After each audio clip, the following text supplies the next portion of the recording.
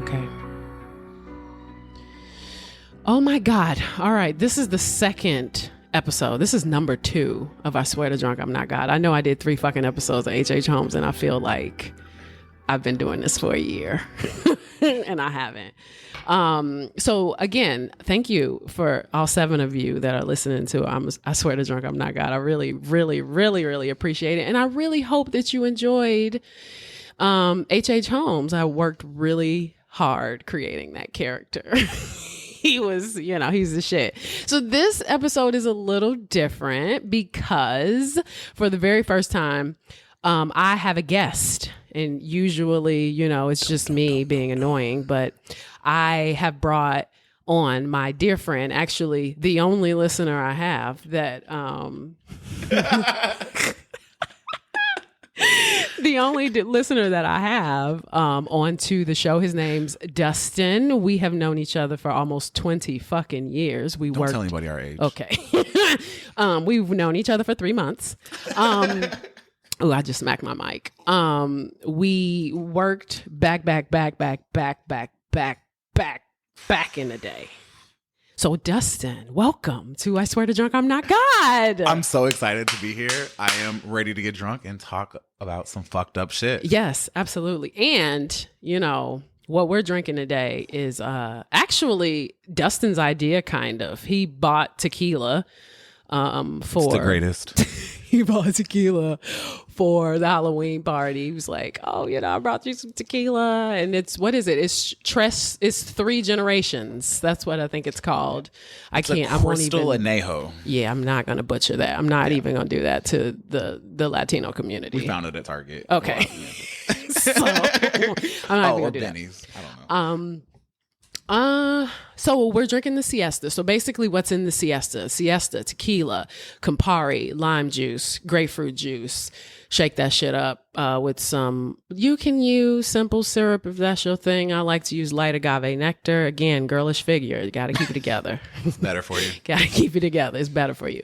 And you shake that shit up with some ice and then you pour it. You can pour it in whatever glass. I think you're supposed to use a coupe glass. I use a martini glass. But right now we're drinking out of like some whiskey glasses because we're lazy. It all tastes the same. Yeah. It's all going to the same place. We'll be drunk Exactly. So today's episode is going to be the very, very confusing case of Tamla Horsford. Now, Dustin, we kind of talked about this before. A little bit. You didn't really know Tamla. I had heard about her when that Facebook picture circulated. There was a picture of Tamla sitting in a sea of white women. That would make me notice. And that's how I originally learned about this case. Because, of course, it was like an internet thing. Nobody really researched it. Which was crazy because once I kind of listened to some of the stuff, I really am shocked that it did not get more publicity. Look, but you also know that one of the bigger issues is, kind of the white woman effect. Yeah, where we tend to give more media coverage to white women than we do black. And 2,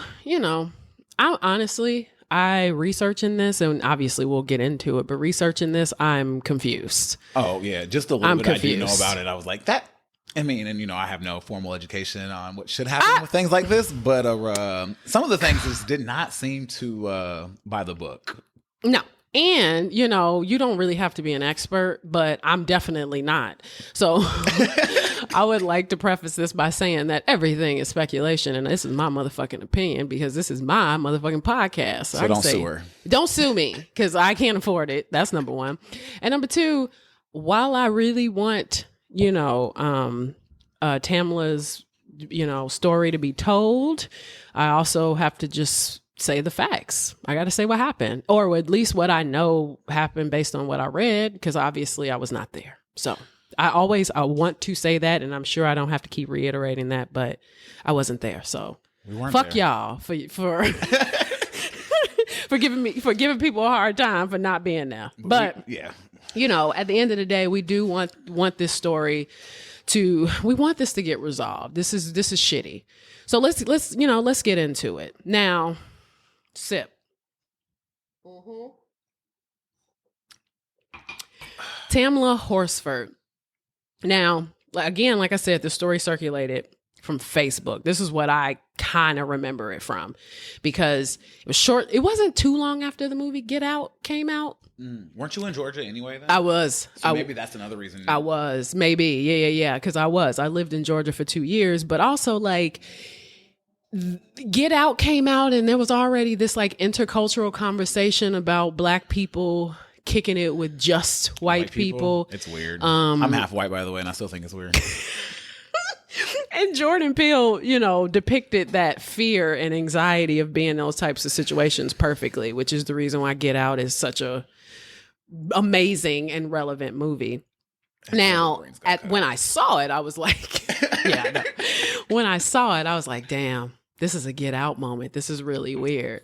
So, and for those listening, I don't know, whatever. If you don't know what Get Out is, Jordan Peele did a movie with Daniel Kaluuya about him visiting his white girlfriend and her parents out in the middle of nowhere. And that is a fear of almost every Black person on the planet. I mean, that's something most Black people won't really actually do. Yeah, exactly. Like, you gotta love a bitch. You gotta be in love with a motherfucker to be like, I'm going to go to the woods with a bunch of So white wait a people. minute. You talk about the woods. So it's a whole nother case that we could talk about with their Black guy that got shot, Exactly. Now, Jordan Peele, of course, did this project in 2017. Tamla Horsford died in 2018.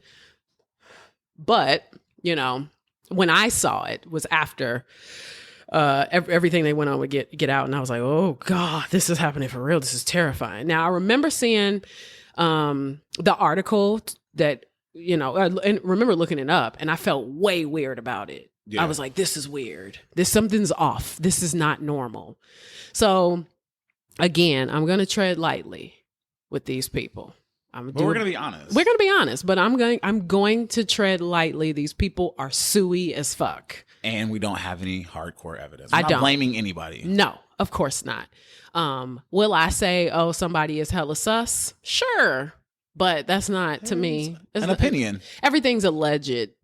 And we can have opinions. Exactly. So now, who was Tamla?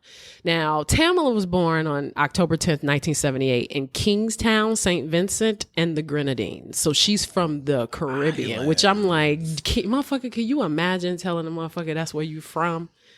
People will be like, oh, you're from Kingstown, St. Vincent and the Grenadines. And the Grenadines. And I don't even know if I'm saying that right. Now, she moved to the U.S. when she was 11. By all accounts, she stayed at her kids' sports events. Like, she was always there to support her kids. She was apparently a very, very big personality, very open, very giving. She was loved deeply. Everything I saw said she was loved. Exactly. One article stated that she would sneak a small bottle of wine into the games, which I think we all get. Don't we all do that? Even when I was in high school, I was. Oh my God. Like, I snuck alcohol in school. You find yourself doing that type of shit when especially if you're around kids and you know how to handle it. She had 5 of them. I mean, God damn. She had 5 boys. 5 boys. She had one. Thinking about it. She had one stepdaughter. Her stepdaughter was older. So that was her husband's daughter from his previous relationship, but they had 5 boys. So the sports shit was just on a different level. 6 men who need some wine. And in the South, sports is like their world.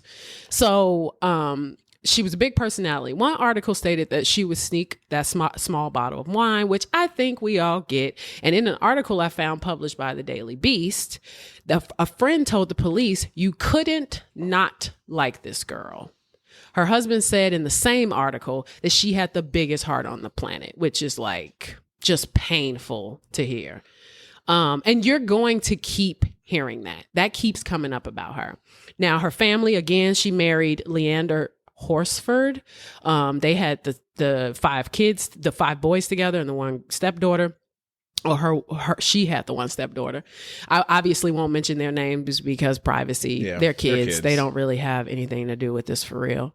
Now, on November 3rd, 2018, which today's November 3rd. Creepy. I was like researching. Not plan this, did you? No. No, I didn't. I mean, I really, really did.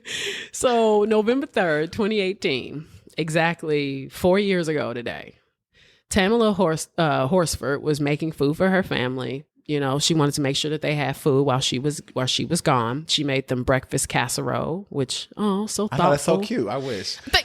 Somebody like some brown and serve rolls in the freezer. Look, I was like, my ass would be like, yo, so there's some Cheerios in the pantry. Good luck. Hope y'all have fun. See y'all when I get done. This is why I don't have kids or a husband. Now, the plan for the night was to attend an adult birthday party / sleepover for this woman named Jean Myers. Now, Jean Myers was, she was a woman that she knew from like all of these sports events. Now, I've done this before. Everybody goes, you know, especially even if it's not intended to be a sleepover, you're like, you know what, I'm gonna pack a little bag just in case if I can't drive. Do I want to come back and get my car? You know what I mean? Like, do you want to go through all that? I'm definitely shit? one of those people that like I like to wake up in my own bed.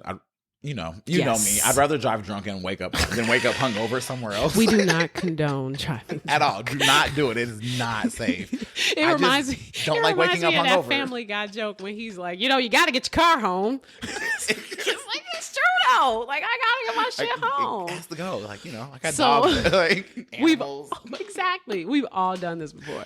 Now, if it's a part of town where everybody lives, especially far, then it really, really makes sense. Because even if you planned on taking an Uber, there's no guarantee that the Uber will come to you. No, and they live in like Georgia. They live in Cummings, Georgia. Yeah. So there's also the possibility that there are no Ubers like that, especially at like late times and night. I mean, shit, sometimes here in Chicago, it takes a minute to find an Uber. Depending on, So she's, you know, it's convenient though, because if you got a homegirl who's got a bunch of rooms, she's like, fuck it. You could just stay at my crib, right? And there's a bunch of girls. Like they're all gonna hang out, like get drunk. You know, and they're all parents. They, you know, they have things to lose. Like, Absolutely. They want to get home to their kids. So. Now, again, we could technically all take Ubers homes, but it's cute to just stay up all night together and enjoy wine and games and not try to figure out how you're gonna get home in the next couple of hours or the next day. So I get it. Now, she arrived at around 8:30 on November 3rd. She packed a small overnight bag. I mean, sometimes, like even for me, sometimes I don't even pack a next day's clothes. I'll be like, fuck it, I'll just leave in my pajamas. Yeah, depending on what time I'm going home. Like, unless we plan on doing like brunch or something else in the morning, like maybe I'll bring my toothbrush. Maybe. Because I don't want it like... yuck mouth. Yeah. That's pretty much it. You know what I'm saying? Like, but she did. She packed a little bag. So that's super relatable. Now, here's the problem off the rip to me. She's the only Black person there, like I said. And she's in Cummings, Georgia, which is a city in Forsyth County. Now, she had apparently moved there with her husband because he had got a job. Yes. So, I mean, I lived in Georgia for 2 years for the same reason. I didn't go to Georgia voluntarily. No. Like, that was loot. Ooh. That's why I went. Now, I will say Forsyth was the home of a racial cleansing in 1912 that led to over 1,000 Black people just fucking leaving.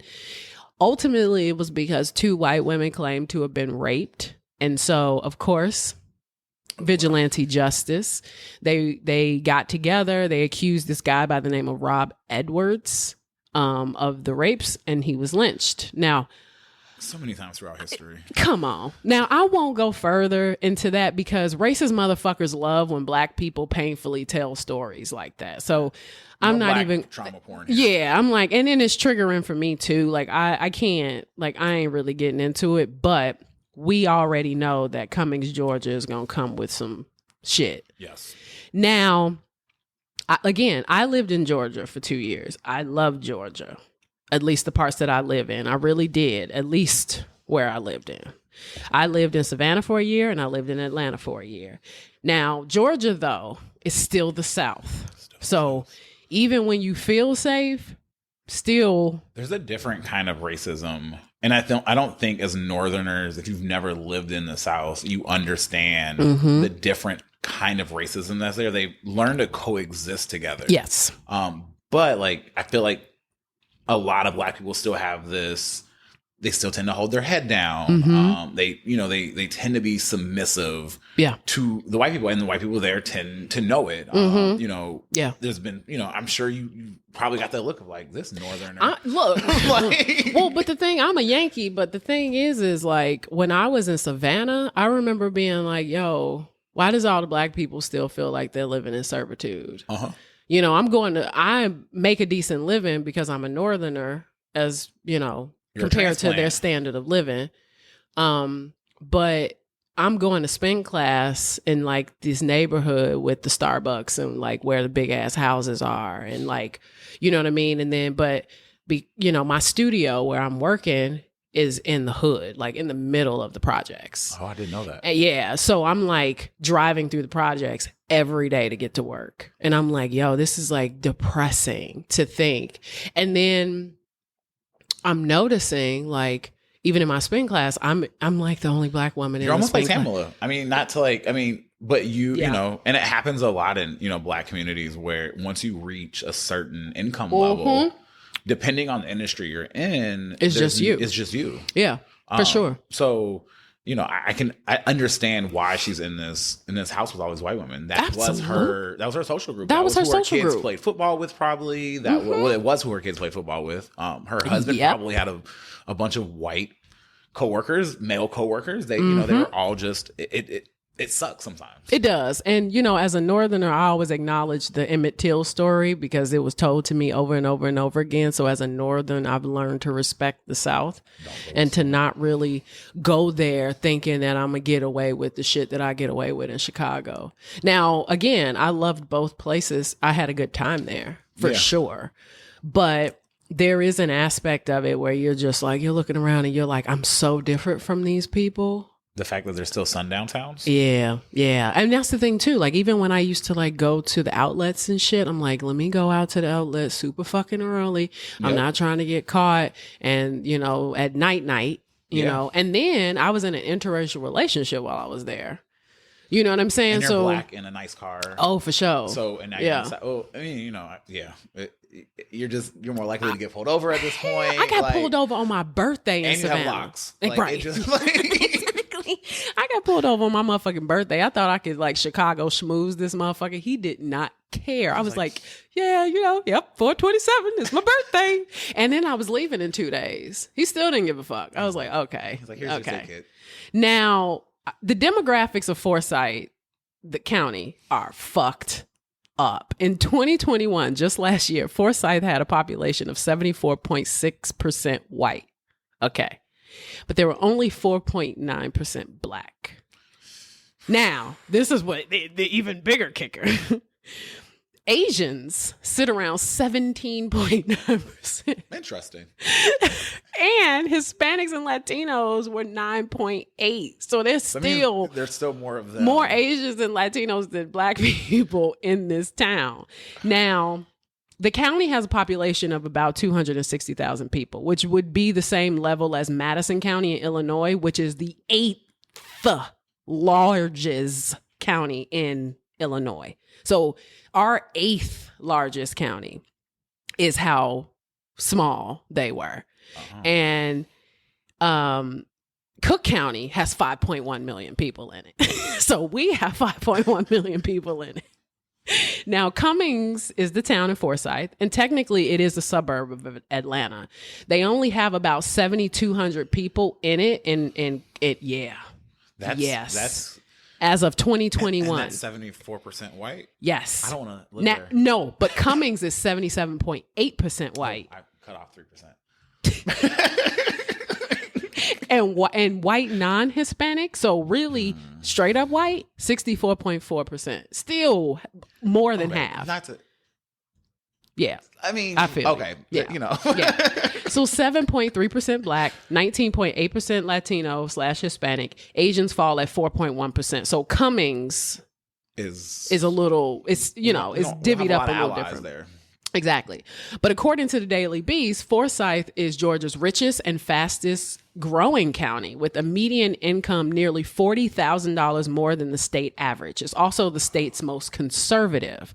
A 2010 ranking from Tucker Carlson Tucker Carlson's Daily Caller ruled Forsyth the second most conservative friendly county in the nation, a title that seemed to stick in 2016 when Donald Trump took roughly 72% of the county's vote. So now with the social climate, this is a PSA of do not move there. Oh, it gets even better. Compared to the 51% of Georgia as a whole, and that same year, the Forsyth County GOP changed the logo so the F sported a Trump-style toupee.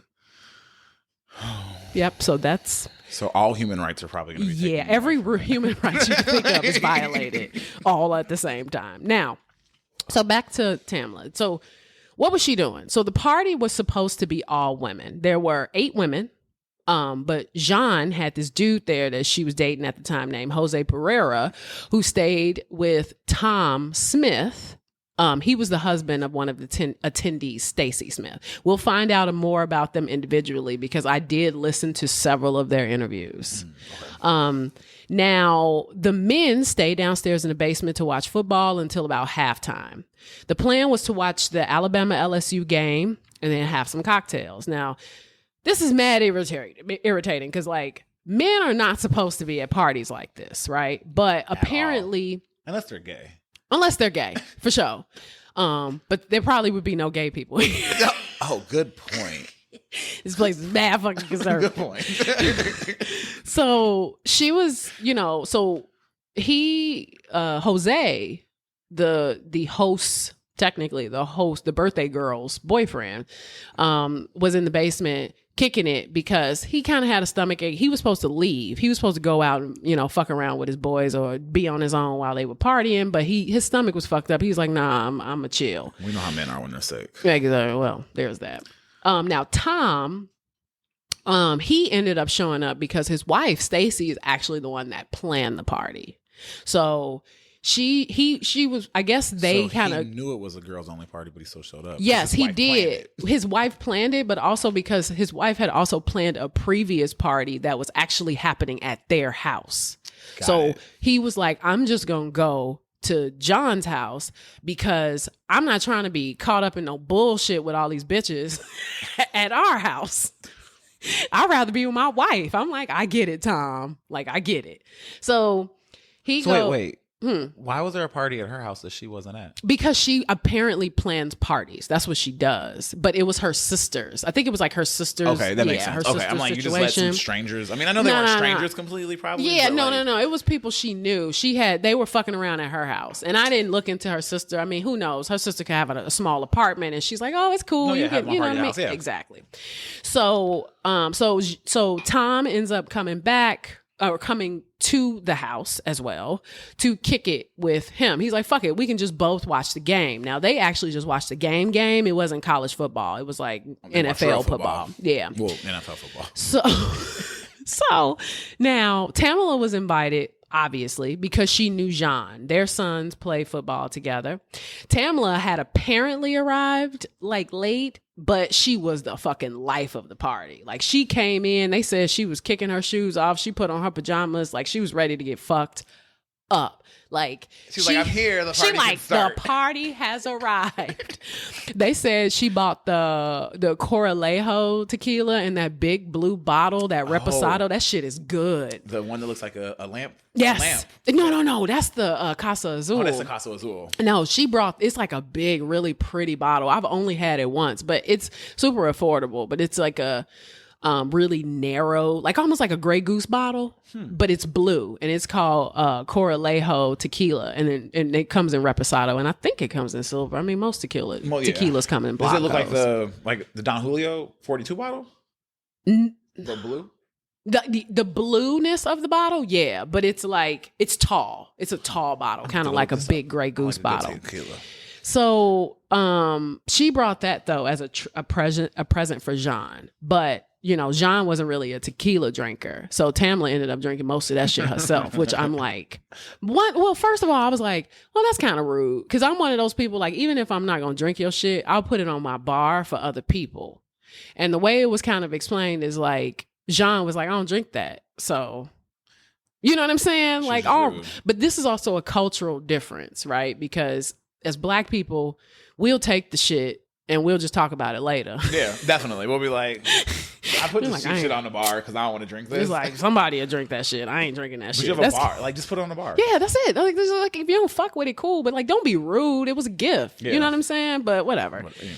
So rich people. And then there's that. Exactly. So she wasn't a tequila drinker. So she ended up drinking all of it, which is like just wild to me too, that she drank so much of this tequila by herself. I'm like, yo, she a different type of drinker. Now, my thing is too, I'm like, yo, have Jose drink that shit, or have, you know, some of the men send it downstairs or something. They don't drink it. Yeah, that's true. I mean, exactly. No, I'm saying like, so Jean didn't drink. Did nobody else in the party drink tequila? Like, right, nobody else drank tequila.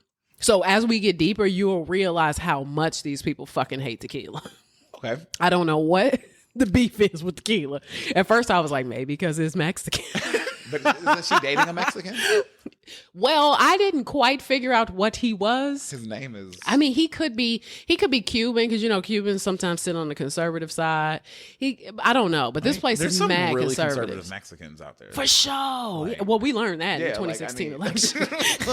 we learned the wall. Like, we were like, whoa, excuse me, sir. You're talking about your people. Now, okay, so the party was going well. They played Cards Against Humanity. Apparently Jean's aunt had made some gumbo. It seems like they were kicking it. Everything seemed fine. Now, one article said that Tamla arrived and hopped right into her pajamas. Dope. She was obviously the type of person that, but you know, probably like the icebreaker. She's like, I don't really know everybody there, so let me come be comfortable. Yeah. Instead of being introverted and sitting in the corner at a party where you don't know anybody, you might as well go. You might as well fuck around, right? Exactly. So she didn't know the attendees well. So now apparently Tamla was the only smoker. Now I got a belch. Now she was the only smoker and would dabble in weed during the party.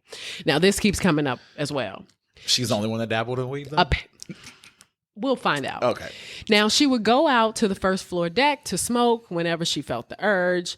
The Daily Beast article said that, quote, from the moment she entered the door, attendee said she lit up the room, hopping around on one foot to take her shoes off and changing almost immediately into her PJs. At one point, she plopped directly into the lap of Myers' friend, Bridget Fuller, as she tried to do work on the couch. Photos show Fuller passing her beer bottle to Myers' boyfriend, Jose Barrera, so it wouldn't spill, a look of restrained bemusement on her face. So she was, you'll see, but Bridget was kind of like the more anxious one. So to open her up, she was fucking with her like all night. Like, play with us. Yeah, like you should do this and you should do that. But Bridget, you know, when we talk about Bridget's interview as well, Bridget was actually like actively working. Like you can see her even in pictures where she's on her laptop. She's one of those. Yeah, she was working. Like close the laptop, have a drink. Exactly. And so you know, Tamla was like, come on, fuck around. Like, you know what I mean? Nope. So like, they said, exactly. So they said that she was dancing, she was talking to everybody, she was engaged with everybody. She was even FaceTiming. She FaceTimed her stepdaughter because her stepdaughter was about to have her baby. Oh, the baby. So she had shared that moment with them too. So now it's getting a little late. Now people are starting to head home, which some were picked up like by rides. Others just went to bed at Jean's house.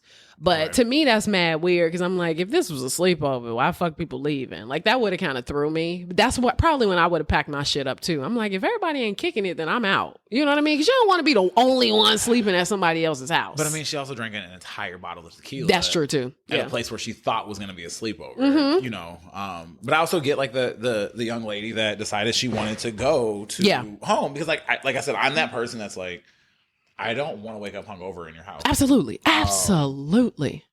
So, you know, I get it. Like, I would rather, I tell people all the time, like, they're like, no, stay. And I'm like, I'm going to drive better now, in my opinion, than I am going to in the morning when I'm so hungover that, like, I can't see. Exactly. So it makes sense. So even though it's kind of, you know, whatever, but, you know, to me personally, I probably would have been like, oh, maybe I should go home too. Maybe I'll call my husband. You know what I'm saying? Like maybe I would have figured something out. But anyway, so Obviously, Tamla had planned to spend a night, though. She came in her pajamas. She came in her bag. She was planning on kicking it. But the thing is like, she didn't really want to go to sleep. So she was supposed to sleep in Jean's sunroom. She stayed up until Bridget Fuller, the final person, left. Bridget Fuller left. Now, that was around 1:47 a.m. And Tamla was, to me, this is my opinion, she's probably crossfaded.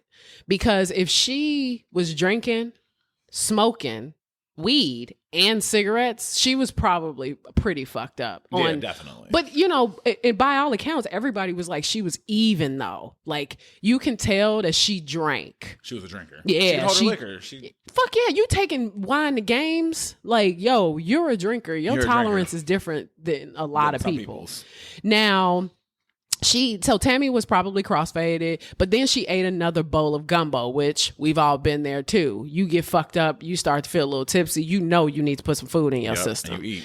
She talked to Bridget, which while she was waiting for her ride, her husband was coming to pick her up. And Bridget told the police later that Tamla said, "You're a really good person," and she kissed her on the cheek, which was kind of weird because I'm like, but then I was like, she was fucked up. Maybe she did. People emotional. be, oh, you're so nice. And then she's like, Bridget said that she said, quote, "Okay, well, thank you very much. I appreciate that. Now take your ass in the house and finish eating your gumbo." Which I'm like, okay, that's a playful banter. That sounds like what you would tell me if like, I was like, Brittany. I'd like, time for you to go home. especially for somebody who didn't drink or at least wasn't drinking at that night because in Bridget's interview, she said basically all she had was like Smirnoff Ice. Oh, so she wasn't was even really sober. drinking. So she's like the sober one. And you're getting on my nerves at the moment. Exactly. Now, at around 8:45 on November 4th, which is the following morning, the aunt of Jean, her name is Madeline Lombardi. She also lived in the house. She's in the kitchen making coffee. And she sees outside the window Tamla lying in the backyard in her paw print pajamas. Lombardi goes upstairs to find her niece, Jean. She was sitting in bed with her boyfriend, Jose. She asked him to go downstairs with him, specifically Jose, with her. She was like, "Jose, could you come down?" That's weird. Now, Jean asked her what's going on. And she says, "Your friend from the islands is laying in the backyard and she's not moving." Which I'm like, part of me is like, why are you so calm? But I wasn't there. And the other part of me is like, your friend from the islands just feels wrong. But maybe, I mean, what was she supposed to say? That black bitch is in the back. You know, like, what was she supposed to say? Why not just say I don't and know. if you didn't maybe remember, know her name. So, yeah. So I guess there's no other way. And to me, this wasn't that offensive. The more I read it, because I was like, what else is she gonna call her if she don't remember her name? And if she had said your black friends in the back, we'd all be pissed. I don't know. I mean, she is black. I mean, she is black. Like, I mean, I'm not mad. But she's also her friend from the island, so it's also not like Paula Dean. You know that. Okay, well, so I'm just that's saying, also like, true. I mean, so I didn't know it was wrong. That's true. No, that's true. So. So Barrera goes outside, Jose, he goes outside to check on Tamla. Now, Lombardi originally thought that she had just passed out or that she was sleeping because she was like, she was fucked up. Maybe she went out to have a smoke and then just because passed what I out. do when I get drunk, I lay on the ground outside. Well, you know, no, I don't. But even if I vomited, like there's like, and passed out, there's like a pass out look. Like, you know what I mean? And it's not necessarily a face plant in grass. It's more like I'm comfortable and shit. Yeah, like you would probably see me pull a pillow off the patio furniture or some shit to like make myself more comfortable. Like low key. I'm like probably tucked into my shirt because it's probably chilly outside. I got fucked up one time and like slept in a hammock. And it was the most comfortable shit. Yep. I did not want to go outside. Go back inside. I can imagine. I can get it. And it was summer, and it was like one of those like really warm summer nights. So part of me is like, would I have fallen asleep in the grass? On November Absolutely 3rd? not. But Yeah. But we're also talking about We're Georgia. still talking about Georgia. But even then, today, they still though. have cold, you know what I mean, It does. days. Yeah, for sure. Oh, and at night. Yeah, and she had on a onesie. So even if she had passed out, she may have been comfortable, but I don't know. I should have looked up like what the weather was that night just out of curiosity, but none of the accounts or anything said that the grass was wet or that there was frost or anything like that. So to also get an idea of it, they tried to light a fire pit at one point. Now, I don't know if that was for warmth and, kicking it around the fire pit, but, I mean, most people don't light fire pits in the summer. I'm like, it's probably, it's fall. It's fall. Yeah. And I feel like Georgia's more like us. They have true seasons. They have actual fall. Yeah. So, okay. So, when he gets out there, Jean is already calling the police. That's at 8:59. Which I might add is 15 minutes from when Lombardi saw the body. From when the aunt saw the body. Now that seems like a long time to me. But maybe it isn't. I don't know. I mean, because even when I listened to Jose, he said that he had just woke up. So he was like, oh shit, like, let me get myself together type thing. But even then, I'm like, 15 minutes is like a mad long time. There's somebody dead in my backyard. I don't think it's going to take me 15 minutes. Well, and then there's that other little detail, which I didn't mention, where Lombardi says that she was making coffee, saw her back there, and then went to go pray. Okay, no, I did see that when I was. And I'm like, did you pray for 15 minutes? Like, the fuck? Yeah, that's. What is that? What are you praying about? Like, what is that? Like, no disrespect to prayer, but like, what is that? Even if I was going to pray, it wouldn't be the first thing I did if I saw somebody face planted on the floor. I mean, go see what. Do I need to get on my knees to pray either? Like, oh my God, please don't let that. Yeah. Yeah. But I also don't know if I would have went and woke somebody else up. Yeah, I think I would have been calling 911 as I'm going upstairs to let you know. Absolutely. There's somebody's fucking downstairs face planted in the grass. So there's that, which is weird.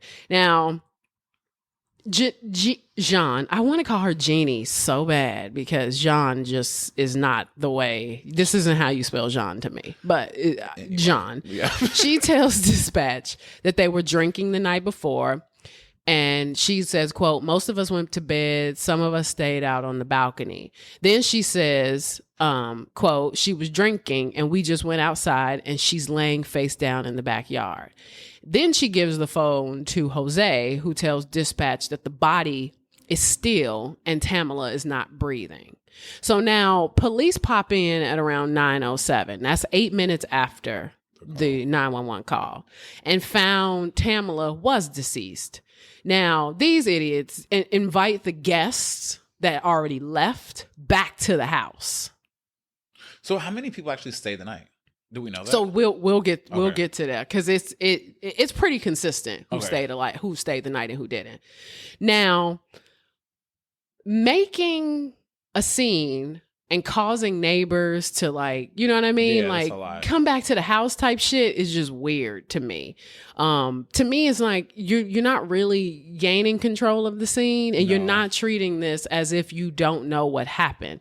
You're treating this, because even when I listened to the 911 tape, what was kind of irritating about it is like the dispatch is kind of like, did she fall? You know what I mean? Kind of like, you know what I mean? Like instead of feeding them their testimony almost. Yeah, like instead of just flat out letting him say what is actually happening, she's like, well, how far is the banister? And you know what I mean? Like doing all that. I was like, bitch, you on the other side of the phone. Like call the motherfucking people. Ambulance here, please. Yeah, exactly. Like call the people and let's move on. So having those people come back that left is weird. Scene. Like they would just go back and investigate. Exactly. Now, they did say that what is consistent is that the people that were already there, so Lombardi, Jean, Jose, and this other girl named Jen, that were still there, they were allowed to stay in the house because they were already in the house. Everybody else, they were like questioning on the lawn type shit. So only one other woman stayed the night? I think so, yeah. Okay. Yeah. I'll refresh my memory as we keep going, but I'm pretty sure only one other woman. Because Jen is the one that they keep mentioning because she got mad fucked up. She was the one that everybody was annoyed by because she got so drunk. So, okay. So everybody's accumulating. Neighbors are like, oh shit, what the fuck is going on over there? It's not controlled at all. To me, like, it's a possible crime scene. So maybe you shouldn't have motherfuckers just traipsing around and touching shit and moving shit. I mean, until like forensics come. Like, I mean, that seems like proper protocol. I've watched enough Law and Order. Exactly. Now, Tamla's body was found face down in the grass. Her left arm extended by her left side. Her right arm was bent to the right at an obtuse angle. If y'all don't remember what obtuse means, that's more than 90 degrees, but less than 180. Like you just said, if you were just drunk, passed out, you'd be comfortable. Yeah. That sounds uncomfortable. Exactly. Just to help with that visual, she had blood on her pajama sleeve, and she had blood on her pant leg. She had a protrusion and a skin break on her right wrist. Her wrist was broken. That means that her wrist was broken. The bone protruded and likely caused the cut, though. So she also had a laceration on her right shin and a contusion on the left. She had small abrasions on her wrists and fingers and a defect on the right temple. Now, I don't know what the defect on the right temple is. She apparently had multiple wounds, though, on the head. Now, a contusion is a bruise, a protrusion is a lump, a laceration is a cut, and an abrasion is a scrape. That sounds like a lot. So we don't really know either because the medical examiners didn't take no motherfucking pictures. So that was one of the things I definitely read or was listening to. That's weird, like in itself. Like we'll get to that though, I'm sure. Yeah, like, because it's stupid. I mean, it's not even anything really to get to. If you don't have the fucking pictures, like I don't. Then what are we talking about? Again, like how do you do an autopsy without pictures? Yeah, especially in something like this, and that's where like it becomes very sketch to me. The whole situation is like the lack of pictures, the autopsy, the follow up from the police, which makes me then think, like what the fuck is going on? Now, Jeannie had Jean, she had an Xfinity. She had an Xfinity security system that logged every time her doors opened and closed. The front door opened and closed at 1:47. That's likely when Bridget left, so that they both happened, opened and closed. The back door opened at 1:49 and then closed at 1:50. Now, maybe that's when Tamla had her smoke, but then the back door opened again at 1:47. I don't know a smoker that smokes 7 minutes apart.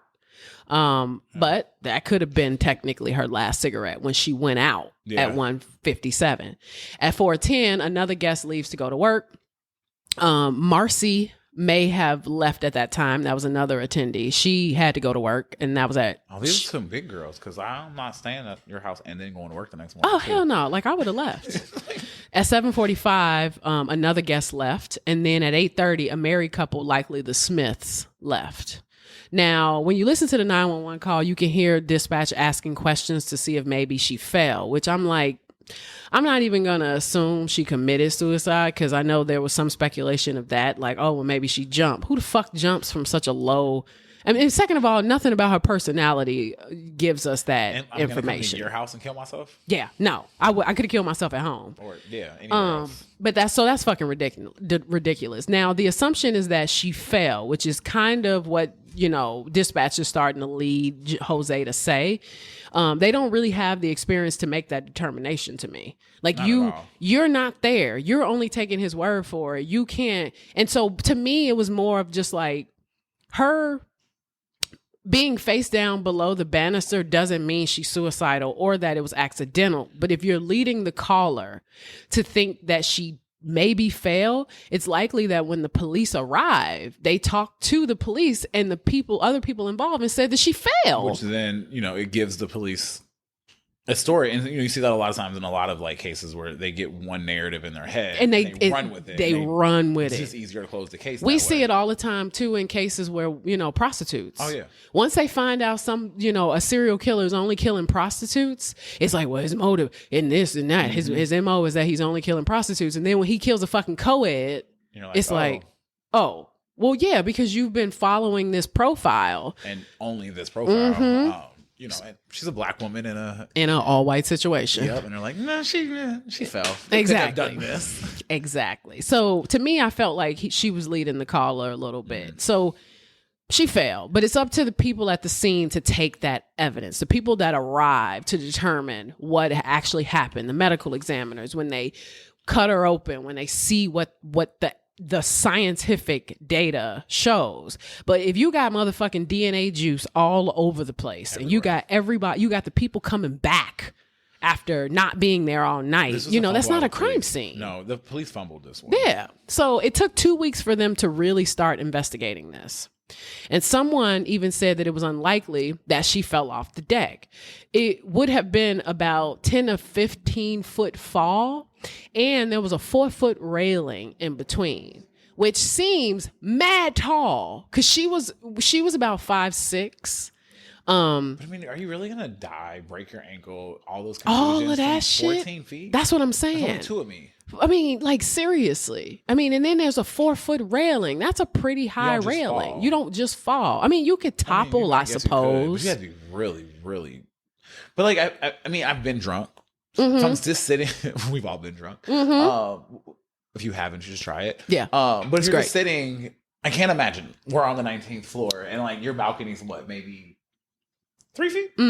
I can't imagine being drunk and just standing there smoking a cigarette and then all of a sudden topple. Yeah. It just doesn't. Especially how she drank. And I think that me and Tamla have a lot in common because I can drink a decent amount without being so fucked up that I can't function. The only way that happens is if I don't eat. If I don't eat, then I can really get fucked up. But typically that's when I get sick. Once I start not feeling good, I stop drinking. I stop drinking and I'm no longer the life of the party. I just want to lay down. Yep. You know what I'm saying? So now they're pressing this like she was drunk narrative when the more you hear it. I mean, she was also the only person that was smoking weed. So it starts to almost feel a little bit like character assassination when they mention it. But then one thing, and I hate to say it, but I did want to give them a little bit of a benefit of the doubt. They're conservative as fuck in this area. If you're talking about a bunch of overly religious people that, who are prudish, almost. So we're trying to save our own image. I mean, there is the likelihood that they don't fuck with that type of shit and they mean it. You know what I'm saying? But I mean, I couldn't imagine. Okay, so I have a bunch of conservative friends and I happen to be a weed smoker because I'm a weed smoker. Sure. And so then I come to your house. Am I going to really bring my weed with you and know that you're totally against it? Yeah. And smoke weed in your house? Even outside. Like cigarettes is one thing. But weed's not even legal in Georgia. Sure, but apparently she did because... Well, that's why I question if she's the only one that did that dabble, exactly. Now, what's interesting too is during the 911 call, Jose mentions that there's a camera and that they could have caught the incident and he offered to check the camera. He said he said to the dispatch, and that was like, I think they were on the phone for a minute. I mean, dispatch was on the phone with him for 7 minutes. And Jose sounds really calm. So they were basically on the phone until the cops got there. Yeah, exactly. And, Jose, sound really calm, but he's also a pretrial officer. So he's probably used to just not reacting. And overall, though, people were just saying she was a dear friend. I think a person, though, who would say such nice things about her would move a little quicker when they found out, but okay, I will say this as a person who has discovered a dead body in my life, even when it's somebody you care for, you don't really want to do shit. I will say that because when I found my grandmother, I didn't know what the fuck to do. And I'm going to tell you, my immediate response was not to resuscitate. It wasn't, because there was also a part of me that was like, she already looks dead. Also erratic, probably. Oh yeah, you. That's the thing. That's what I'm saying. That's why I'm giving him a little bit of a benefit of the doubt here, because even though he's a pretrial attorney, pretrial officer. Yeah, motherfuckers are talking about they talk about him like he's a detective. This motherfucker's not a detective. He sits in a court with a cop. And he was born in 91, my dude. He's young as fuck. Baby. So, when you think about it, when I was putting things into context, I was like, wait a minute. But I mean, even if he had the restraint to be calm because he has the experience, because, you hear things in pretrial and you probably see pictures and you get used to gruesomeness. Everybody, your wife, Jean isn't wow, she's so, they were just, it seems they were all really calm and they composed. Well, even when Jean is interrogated, which I can't even call it it wasn't an interrogation. When she was interviewed, her interview she was very emotional because, you know, she never really had an experience like this. You could tell she didn't really know what to I think what it was like everybody was so fucking confused that they didn't know what to do. But Jean, who I think they were trying to keep from even like seeing the body originally, because the way the aunt is like, Jose, I need you to come downstairs. Yeah. You know what I'm saying? Like, she didn't want her to see her friend like that. She's too fragile. Yeah, but exactly. But I you know, just the human part of it. Seeing a dead body is not an easy fucking sight. No. But what I did, someone you know, exactly, and like even for me, like when I was dealing with what I was dealing with, and they're like, "Oh, did you check a pulse? And did you do?" I'm like, "Motherfucker, I ain't doing nothing. Like, what do you mean? Like." And I'm also not a trained professional. I don't even know.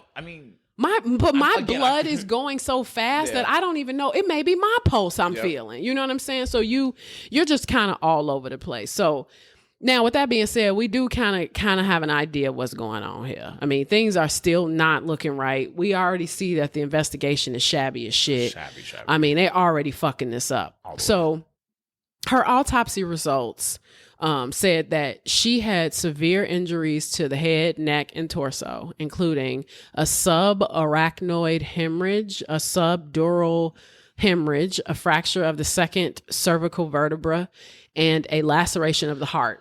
Other injuries include abrasions of the face, left arm, left hand, and left leg, lacerations of the right wrist and right leg, and dislocation of the right wrist. Post-mortem toxicology was positive for THC, and her blood alcohol concentration was 0.238, which is 3 times the legal limit. The observed injuries are consistent with those received in a fall. In light of the autopsy findings and investigative information, the cause of death is multiple blunt force injuries, and the manner of death is accident.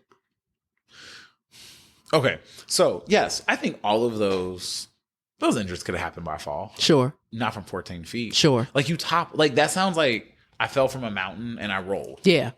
Right. You don't roll, they found her below the balcony. Right. So even if she fell, right, in my mind, it would be like, I fall. And maybe I'm wrong, but like trajectory, like they have science for that. Like you would think that sounds like she fell and had to roll. Yeah. It wasn't one. Yeah. It wasn't a splat. It wasn't a splat. Like that just doesn't make it definitely doesn't feel right. And her blood alcohol was mad high for driving. Right. But I don't think that a woman who liked to party would have an issue holding her liquor as long as it's in a house. Yeah. And now there is some speculation that she leaned over the railing maybe and fell. Maybe she was sick, you know, that type of shit. I mean, I think, found. Yeah, and we're real. You're 14 feet up. Like, what am I looking down at? Exactly. And I mean, and I know that she was a smoker. Even if she dropped a cigarette, you gonna let the cigarette fall. You ain't about to lean over and look for the cigarette. Like, it's dark. It's 2:00 in the morning. Like, and I hate to say it, she's dabbling in weed at a party with a bunch of conservatives. Yeah. She's only one. That means she's a smoker. Yeah, for sure. Which means that like it wasn't. Right. I'm not hallucinating.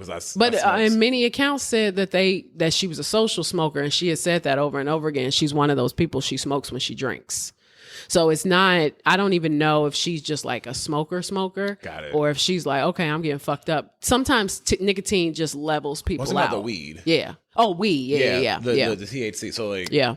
You know, I mean, maybe she's a social weed smoker though. Like, hey, I'm going to a party and like, let's have fun girl night. Like, yeah, for sure. And she's not around her kids, so why not? But you know, on one account, they did say that she had told one of them that she does smoke around her children, but she's from the Caribbean, so they get down with the get down. Europeans drink with their kids real young. I mean, so she also had a small amount of Xanax in her system. Now, here's my thing about the Xanax, because this will keep coming up. It's such a small amount. There's no real idea, no real origin of where that could have come from, right? But when I was like going through shit with my ex-boyfriend, I had a friend who knew that I was like fucked up and was like, look, I got a Xanax if you can't go to sleep, if you know what I mean? Because you're so anxious about what's going on. So I know you're not supposed to share prescription drugs, but people do. All the time. People do it all the time. And, you know, what keeps coming up is like her family didn't know she did Xanax or she took Xanax and all this other shit. I'm like, her family doesn't have to know she took Xanax. To some people, certain prescription drugs is like fucking asking for ibuprofen. Yeah. You could be like, yo, like I'm feeling a little frazzled. She got 5 boys she's raising. And on top of it, it's such a small amount. So it's not like she's popping a Xanax. I mean, my assumption is that maybe she took it days prior. Or even if she didn't take it days prior, like nobody is fucking taking shit from friends thinking that one day they're going to end up dead and it's going to come up in a toxicology report. People take shit when they need it at that moment. She could have took it at the party. She could have took a half a pill at the party. Or maybe she took it because she was going to the party and she didn't know all these women and she wanted to level herself out a little bit. Yeah, but also what comes out is she was she had actually, the reason why she was late to the party was because she was kicking it with her homegirl who had just recently been through a divorce. So maybe they popped the Xan together because her homegirl was going through some shit and she was like, look, take this half a pill with me. You stressing me out. I'm stressed out, you know, like woo, woo, woo, or I'm about to go to this party. And this is just like an intercultural conversation at this point. Motherfucking black women be like, girl, can I get a Xanax? I'm about to go to a party with these white bitches. Yep. Sometimes I'm just saying, like, you don't know. And it wasn't like you said, it wasn't. We weren't talking about a large amount of Xanax in the system. She wasn't clearly addicted to it. They didn't find any more, I'm assuming, in her house. Like, it's not like... But this is what pisses me off about the question or even the... I mean, I get it. It's an observation and this is science and this is what was in her system. But what kind of irritates me sometimes is when we put black people... When we say that, it was drugs. She was doing drugs and there was drugs. You dehumanize her. Yep. And you stop then looking for the real issue. Yeah. And you think, well, she was the only one that was fucked up. She was the only one that was doing this. She was the only one that was doing that. So it makes sense that she died. Yeah. There are motherfuckers out there right now who's high on everything under the sun and they've been living for 40 years. I almost said something I shouldn't say. Now, no, like, yes, they're, you know. Yeah, there are motherfuckers out there that are functioning as functioning as fuck. Yep. You know, and they'll go out on a Saturday night, do all the drugs in the world, go to work on Monday. I mean, there's been somebody standing on a corner on 107th and Michigan probably for the last 50 years. I'm just saying, like. That is also true. Like, I mean, they ain't died yet. Like. Exactly. Now, let me move my mic. Now, even if she fell, why would she have remotely had multiple blunt force traumas? Now, a single fall is one thing, but if, like you said, she would have had to hit shit on the way down. Like, to me, maybe you hit the banister below, because the way I picture this place, it seems like it's like a townhouse, because the way they explain it, I think the aunt Lombardi, she lived on the lower level and Jean lived on the upper level. So if she makes a lot more sense of how she saw the body as she's looking out of the window because she's ground level. Okay. So if that's the case, then I'm wondering if, you know, I mean, is there a possibility? And I don't know what else was down there. They did say there was like patio furniture. Obviously they tried to light a bonfire earlier. I don't know if there was a grill. I don't know what else that was down there she can hit, but here's why we don't know. Because the fucking cops fucked this up from the very beginning. Yep. Because even if you thought she fell, even if before you should have shut that house the fuck down. You should have taped everything off. You should have. And then what I also don't know is the distance she was from the actual property. Because I was thinking, like, you know, because if she jumped, she would have been further away from the house. I think it's CSI. Like, clearly I watched too much crime stuff. But, like, in my head, I'm like, what was the trajectory? Like, where did she land? How did she land? Yeah. Like, 14 feet is not... It's not far enough to fall. And really fuck yourself up like that. Now, she did have a... grass by some bushes. You didn't hit a... Yeah. Like, did you...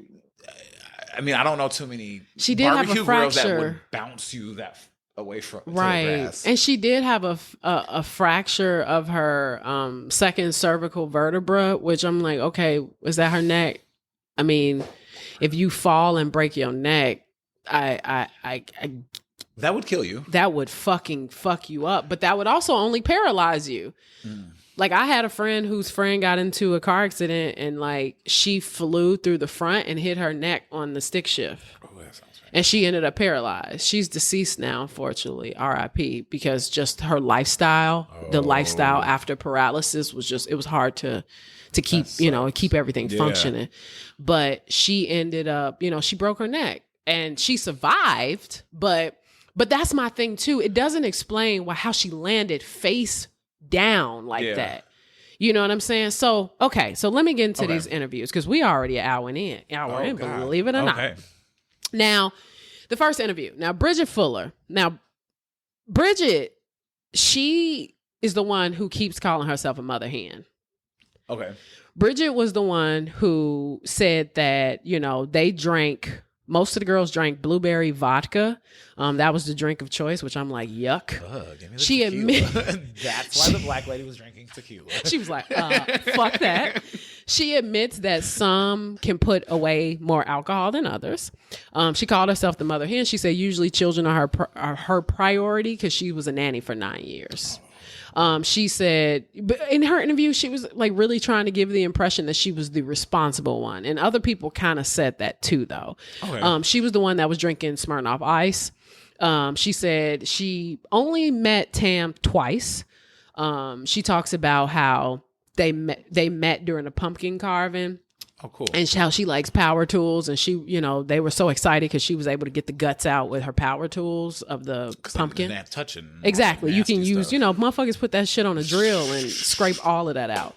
She talks about, a little bit about talking to her. She says she was incredibly sweet. She does mention the weed.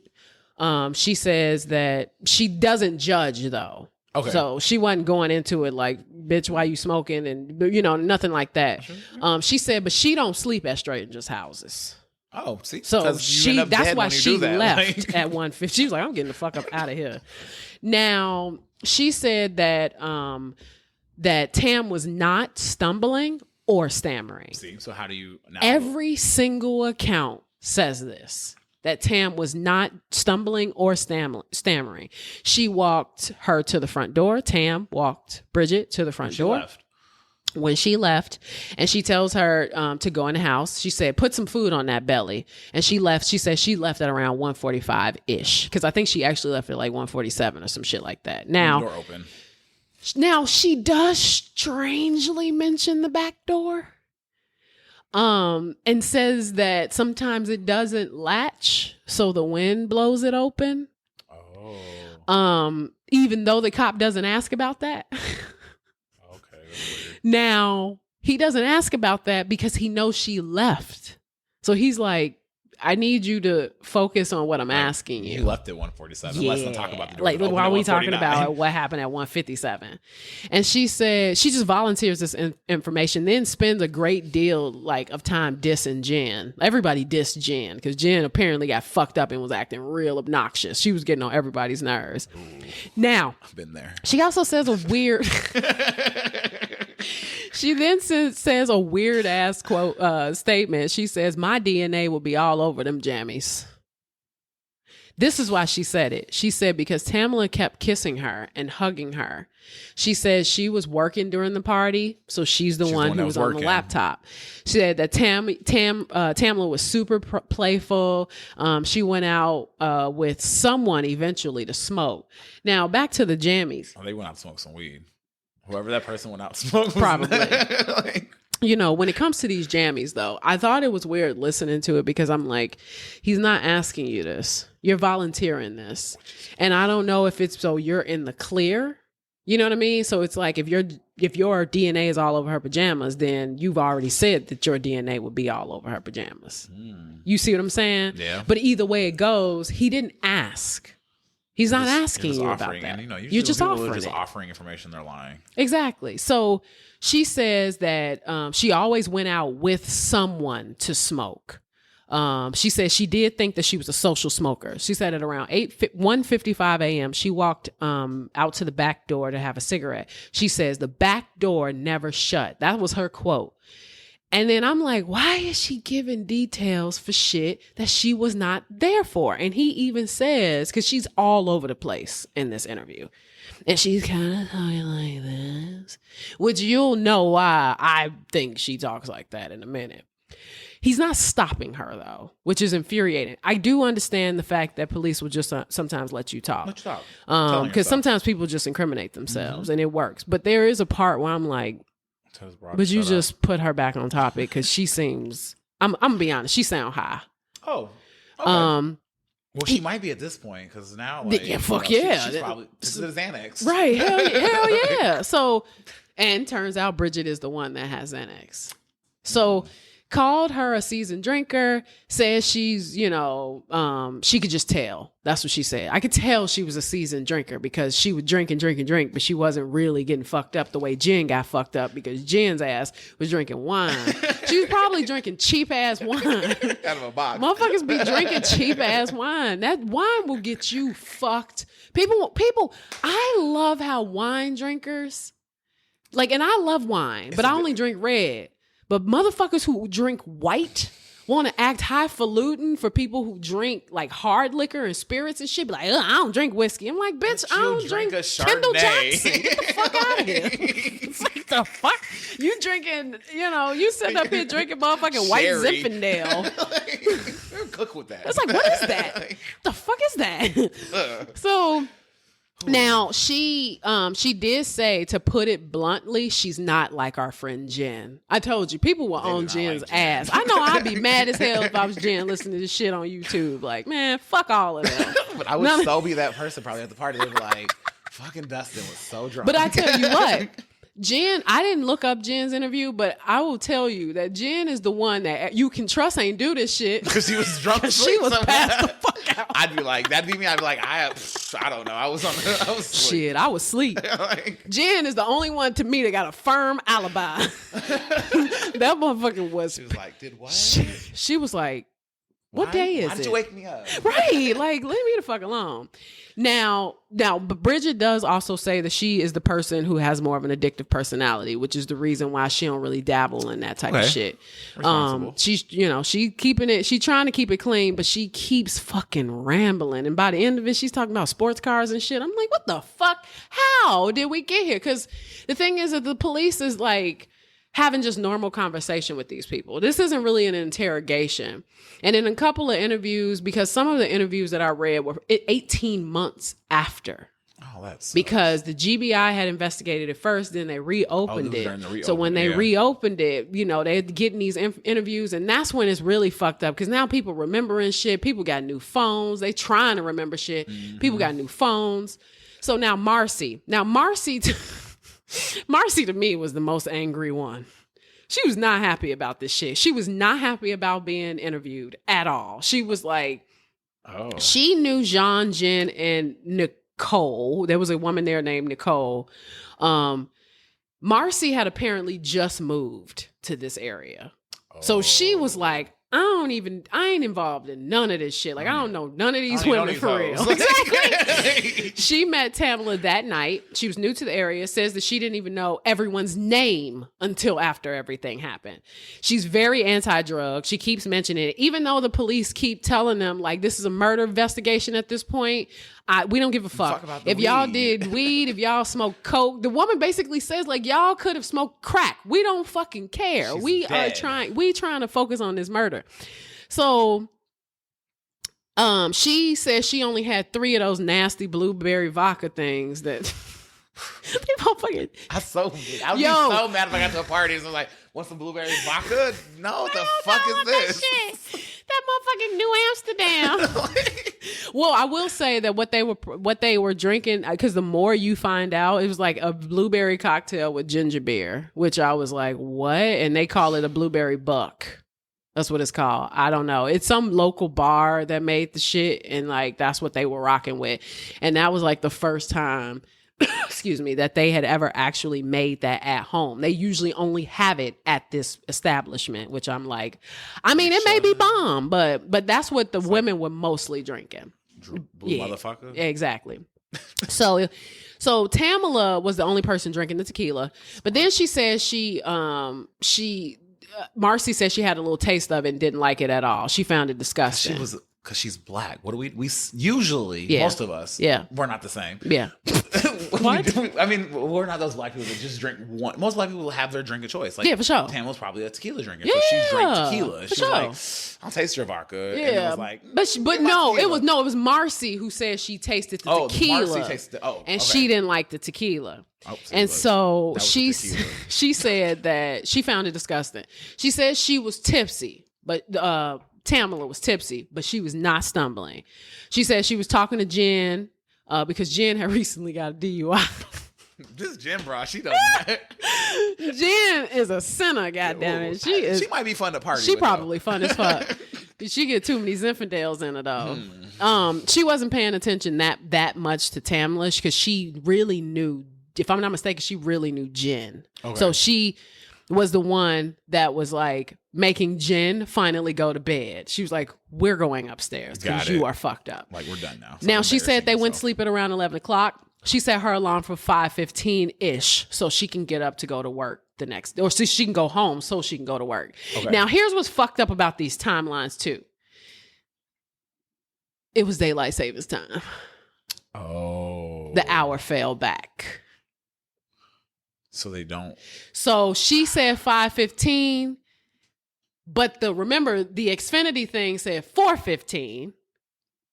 So they already jumped back because time goes back. Yeah. So she, even when she's being questioned, she's like, shit, I didn't remember it being that early. And then even the cop says, well, the time change. They fell back an hour. So it's likely to go to the bar. Yep.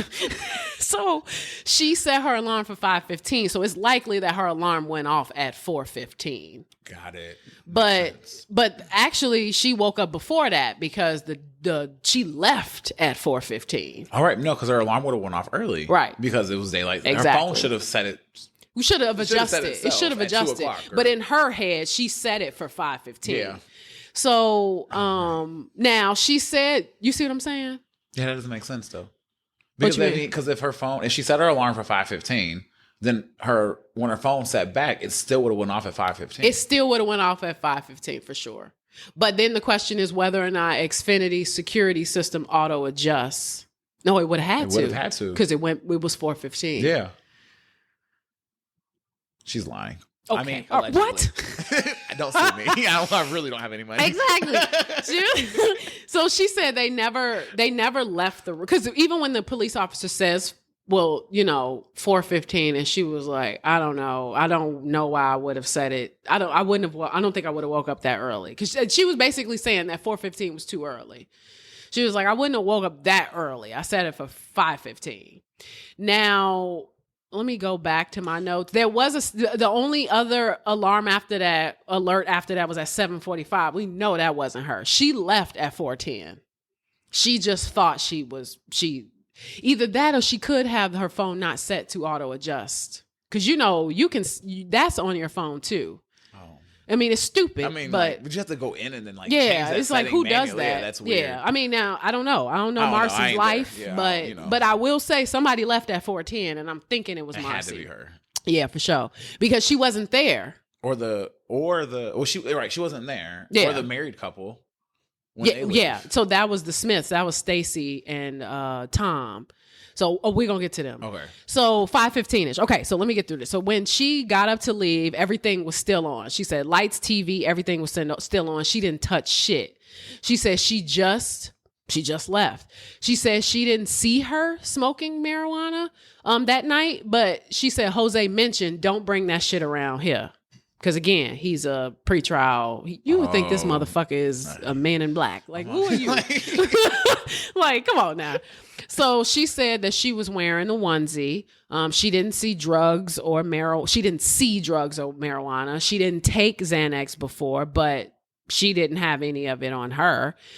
She said that Bridget had really bad anxiety. She said, I said, this is what I said. I said, I really don't understand why these questions are so offensive to these people. Because this is where she started to get really upset when they started like asking her like the pointed questions of like whether or not she killed her, whether or not she pushed her, whether or not they had a fight, whether or not she did drugs. Like these. Like these are normal questions. These are if it's a no, then it's a fucking no. Yeah, exactly. So But the police are being mad friendly to these people. That's why I was like, why are y'all getting so upset? Because they're white. Now, I said that. I said that, and I mean that. Now, I don't know this woman, but, you know, it is what it is. I just feel like if the police are investigating a murder, you're not the dead one.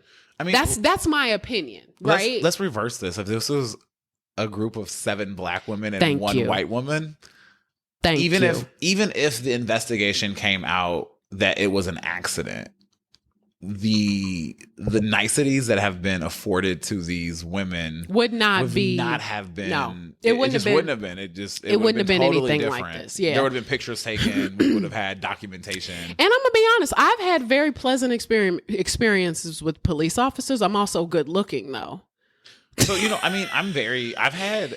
But I also feel like it depends on how you treat them. There is some reciprocal. There match energy sometimes. Yeah. And like, I totally get that. And like, I've had great experiences in a sense, but I've also been around microaggressions. I can remember when I was like 9 years old and I was in a car with a cousin and his mom. And, you know, I was the lightest person in there and they looked in the car past her and asked me, was I okay? Yeah, for sure. At 9, 10, I didn't really get what was happening. Probably trying to even figure out why the fuck you in the car. That's what it was. They're asking me, am I okay? And it's like, and she's like, and her response was like, hello. Earth to police officer. That's a child. Yeah, for sure. And I didn't get it at 10. Yeah. Now as a grown man, I'm like, oh, I see what that is now. And I've had more of those experiences being so fair complected and growing up in predominantly, you know, very black neighborhoods, spaces where they've been really nice to me, but it's only because they assume that I'm white. Yes. And I'm not as light as you, but I am a lighter skinned woman. That's attractive. And exactly. And sometimes, you know, unfortunately, and this is going to sound crazy, sometimes how you carry yourself in that dialogue is enough to set the trajectory of how like the dialogue is going to go. Like if you go into it, 'cause my mom kind of taught me that, like if you go into it angry, hot, they gonna match your energy. That's just what they do. Especially if they're already borderline. Oh yeah, if they already racist, fuck yeah. Because I've also been in encounters with like white dudes where I couldn't play that, like white cops that I couldn't play that shit with. Yeah, they just want to give you your ticket, and they don't want no attitude. They don't want no extra shit. Just take the fucking ticket and drive off. And that's what I did. So safe. Okay, where was I? Who was I still talking about? Jen? Yes. No, not Jen. Marcy. Marcy. We were leaving Marcy. She was getting pointed at the point. Oh, okay. So Nicole, now hers is really short because she left early. So she came over to decorate. She said that Tam got there at around 8 or 8:30. Said she changed into her pajamas. She didn't drive that night. Nicole didn't drive that night. Around 10:30, more friends started to show up, including Paula. Who I didn't look up her interview. I looked up her interview, but I couldn't hear it, and it was giving me a headache. I was like, "Fuck it, we gonna miss Paula." So also, Tamla wasn't even the last person to arrive. No, Paula was. Got it. Okay. And then so at 10:30, more friends show up. Paula, and then Nicole leaves. She said that Tam was a big personality. She even shared a FaceTime with her daughter who was expecting a new baby. She said that Tam drank tequila imported from Mexico and that Jean wasn't interested. That's consistent. Everybody says that. They all smelled the tequila and didn't want to drink it. That was the only drink that they said that Tam drank. Said she didn't say goodbye because she was outside and the questioning ended. That was it. So that was kind of what it was. Nicole, she booked. She was gone. Gotta go. I decorated. I helped. I did what I was supposed to do. I got shit to do tomorrow. I'm out. So Thomas Smith. Now, to me, Thomas was the only one that seemed normal. Other than Nicole. Nicole was kind of spicy, but she was just kind of, she couldn't even believe. She was like, motherfucker, I wasn't even there that long. Like, come on. I get it. Exactly. So Thomas is the husband of Stacy. Thomas seemed like a very nice man. He really did. They had planned the party for, Stacy had planned the party for Jean. He wasn't sure what time Stacy arrived at the party. They drove separately. He had Stacy's car. Okay. Stacy had arrived some other way. She rode with somebody else. And at around he arrived at around like 8:30, 8:45. So he got there at around the same time that Tam did. Now, he watched the football game until halftime with Jose. Went to bed after 1:30. he said, or 137, because he was like, for some reason, 137 is in my head. And so he said he only had 2 drinks and he had some shots.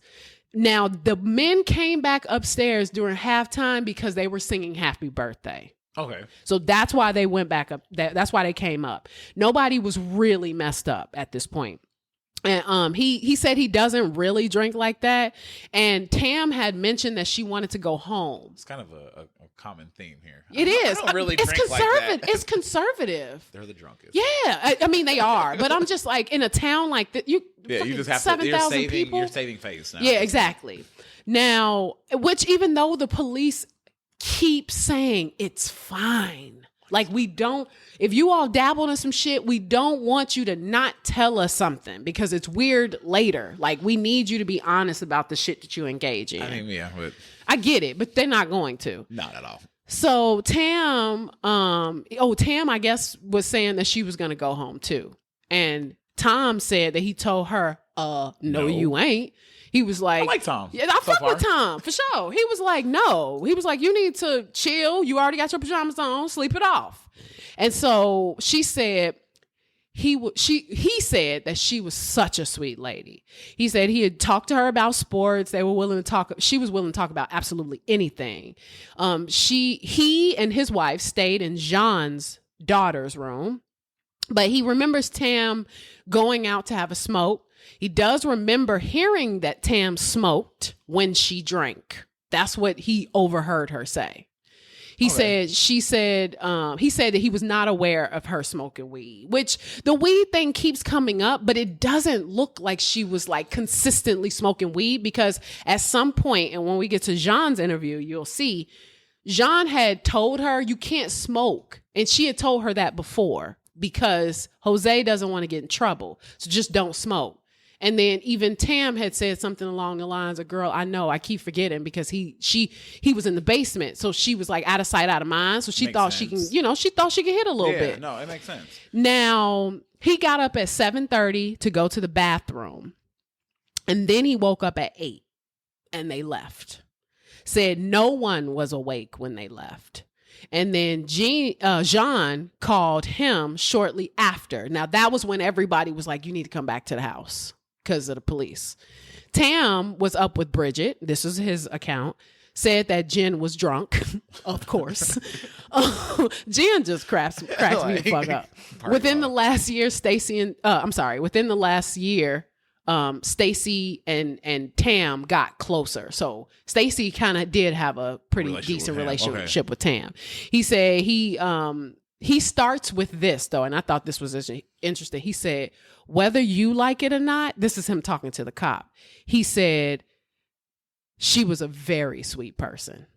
That's what he says in the interview to the cop. Whether you like it or not, she was a very sweet person. So to me, as a black person, listening to a white person tell another white male that means he already understands the sensibilities. You already coming in with some ideas about Tam, most likely because she's black. And he prefaces it by saying, whether you like it or not, she was a very sweet lady. So maybe he thinks something foul happened and he's like, I don't know what the rest of these motherfuckers is telling you about her, because maybe he's not privy to, other conversations, and he's like, so I don't know what you've heard, but she was sweet. Or he had already had a side conversation with the cop and already knows what type of cop he's dealing with. Yeah. So he's like, whether you like it or not, there was nothing wrong with her. Yeah. He was like, let's not destroy her character because it's unnecessary. Yeah. She's not that type of woman. Now, Stacy, this is Tom's wife. Very nice woman as well. Now, she's the one, she got really emotional because she said that, now these interviews are from 18 months later. She said that her and her kids play with Tam's kids. They play football. She's known her for 5 years. Okay. She said she was hanging with Tam for about a month and then they started to get close. Tam told her that she wanted a new group of friends. She had been kicking it with some people and, they vibe didn't fit her vibe anymore. And she wanted to kick it with some new people. She said that Tam was incredibly sweet. She said Tam even helped Stacy's daughter when she was being bullied. She said that she was that's how they got close. Okay. She said when she was at the game, though, Tam would bring wine. And one time, Tam's husband, Tam is a trip. She said Tam's husband went to go get them more wine one time. And then they went to dinner. And then they ended up going back to Stacy's place. And that's how they started to get to know each other. Okay. She said she told her about now this part was kind of weird because she said she had told her about an instance where, like, I guess Tam was like running from a gang in Miami. And I was like, now, are we talking a gang, or is this like white people? Like, it's just a white people translation. Now, but I mean, I guess it's going to show, like, look, we've gotten close. Absolutely. She even told me about some trouble that she was in Miami. So, which is possible. I mean, come on, Black people, we be in shit. Yeah, they be into some other shit sometimes. Now, she says that regardless, she was a great person and that no one could hate her. She said she started to get pretty emotional about her death. She confirmed that it wasn't a football mom party. It was Jean's birthday party. Because in the media, they kept saying it was a football mom party. So then she said Tom was there because Stacy was hosting a party at their house. At her and Tom's house. Great host. Exactly. And she planned the party. She wasn't hosting the party, but it was happening at her house and he didn't want to be there because he thought it was inappropriate. He was like, there's a bunch of bitches at our house. I'm coming with you. It makes sense to me. And then they came up to sing happy birthday. And then she offered to have the police look through her text messages, that's a good sign. Tam was... I deleted everything already. True. Now, she said Tam was stopping by her friend's. She was the one that mentioned this. Tam was stopping by her friend's house because she was going through a messy divorce, and that's why she was late. She said that Tam also that was probably that friend group too that she was kind of getting sick of. Because I don't think it was like she was getting sick of them. She just felt like they were a bummer, and she just wanted to be around some people that were more a little upbeat because she's so full of life. So Stacy said that Marcy and Tam found out that they knew each other from Florida. Oh. And said that she thinks Paula was the last person to arrive. So that's consistent. Now, Sarah and Nicole. Now, Sarah, I didn't look up hers either, but they both left early. Okay. Nicole, she was the one that left at 10:30. She left with Sarah. She said, Jen was drinking wine. Oh, Jen. Stacy says she only had 3 drinks. She said she tried to get Thomas to change out the gas so they can light the fire pit. Now, Stacy only had 3 drinks because she said that she was fucking tired. She had planned them 2 parties that day. She had got there early. She was tired. Now, Stacy did say that she hit the weed. I like Stacy even more now. I fuck with Stacy. She said, look, I took a hit. She said, and then Jean got mad because she was afraid Jose would lose his job. So Tam stopped smoking. She said Tam freely smoked in front of her kids, which she did think was strange because Stacy was even in the thing. She was like, I am kind of worried that my parents is going to hear this interview. Like, I was like, this is are y'all virgins? Yes. So she also confirmed that Bridget takes Xanax. She said that Bridget has a necklace that she keeps it in. Oh, that sounds very cruel intentionist. Now, she confirmed that Tam was trying to open Bridget up. She confirmed that Bridget is the quote unquote mom that takes care of everybody. And Stacy said that Tam didn't want to go to bed. Said that Tam was going to go out for a smoke, one last smoke, and then go to bed. Now, she was sleeping Stacy and her husband was sleeping in the bedroom that was closest to the back patio. So she was very surprised that she didn't hear anything. She said that she was like, she was tired. She was like, but she's a light sleeper. She was like, I don't understand why I didn't hear anything. Yeah, that's weird. Now, everybody went to bed except Bridget and Tam, but she said before she went to bed, Tam was completely fine. And Bridget is also the one that does Xanax, right? Yes. Bridget's the one that I mentioned first. I ain't gonna lie, I'm looking at Bridget funny. I'm looking at Bridget right now. I'm looking at Bridget funny. The comments look at Bridget funny too. I was like, how? Yeah. But I was just, and low key, like, I'm not saying that even that it's possible that Bridget killed her, but I'm just saying that I think the family understands that something happened that's not the way we think it happened, based on what the police did. And even from what I could tell, the family don't even really think it's like a nefarious murder. They just think it was an accident, and they want to know. What really, like, I mean, it brings closure to know what really happened, and to say, I'm not even family, and like listening to this and reading the few things that I've read, like it just leaves so many questions. Absolutely. And I think it's mostly the police's fault because science is the definitive thing. This is in 1994. Exactly. 2018. Exactly. Like, we have so much technology. We got nothing but DNA. We got nothing but technology. But we'll get to that too. So now we in Jean. Now Jean says that she was just getting to know Tam. She said Lombardi is actually her. So her aunt is actually her mom's best friend. Oh, okay. She also smokes weed. Now she said that she mentioned smoking weed at a Halloween party prior, but she said her aunt is a hippie. So her aunt gets down with the get down. Okay. She said that she didn't have anything to do with the planning at all. She said that Stacy planned it and she was just basically told to show the fuck up. Okay. So the police were like, well, then how did she gain access to your house? She said, well, she basically give them her garage code. So I'm assuming she has like one of those garages that's connected to the kitchen. Exactly. So she said, everybody has my garage code, which I'm like, weird, mad comfortable. But okay. Well, I live in a town of 7,000. Exactly. She said she wasn't even involved in the invites. Stacy did all that shit. Oh. And she said that Stacy and Nicole were there when she arrived. So she arrived at her own home and there were people there. Okay. She just basically went upstairs, got dressed, put on makeup. You know what I mean? That whole shebang. Now, everybody has her garage code. That's how people gain access to her house. Jose did not live with her. They weren't a husband and wife relationship. She was newly divorced and they were just fucking around. He's like 18 years younger than her. Jean was turning 45. Okay, I was like, okay, Jean. I'm like, okay, cougar. She like, I'm newly divorced. I want me some Latino dick. I'm like, I want a Jose. I want me a hoe. So, so she met Jose the year prior. She said that everybody at the party didn't drink. She said Nicole didn't drink and Sarah didn't drink much. She said Sarah only had one drink. They drank the Blueberry Bucks. Which I just can't. Low-key want to try it. Yeah, exactly. I'm like, maybe I'll make one. So no one was falling down drunk, but some were slurring a little during Cards Against Humanity. Now, we've all done that before where we tried to play a game and it's like everybody too fucked up. We're doing it now. Yeah, exactly. It's like we're barely getting through this podcast. Right. Now, no one was falling down drunk, but, Jen was the most intoxicated. I don't know why that's so funny to me. Jen is my spirit animal. Jen makes you sin, okay?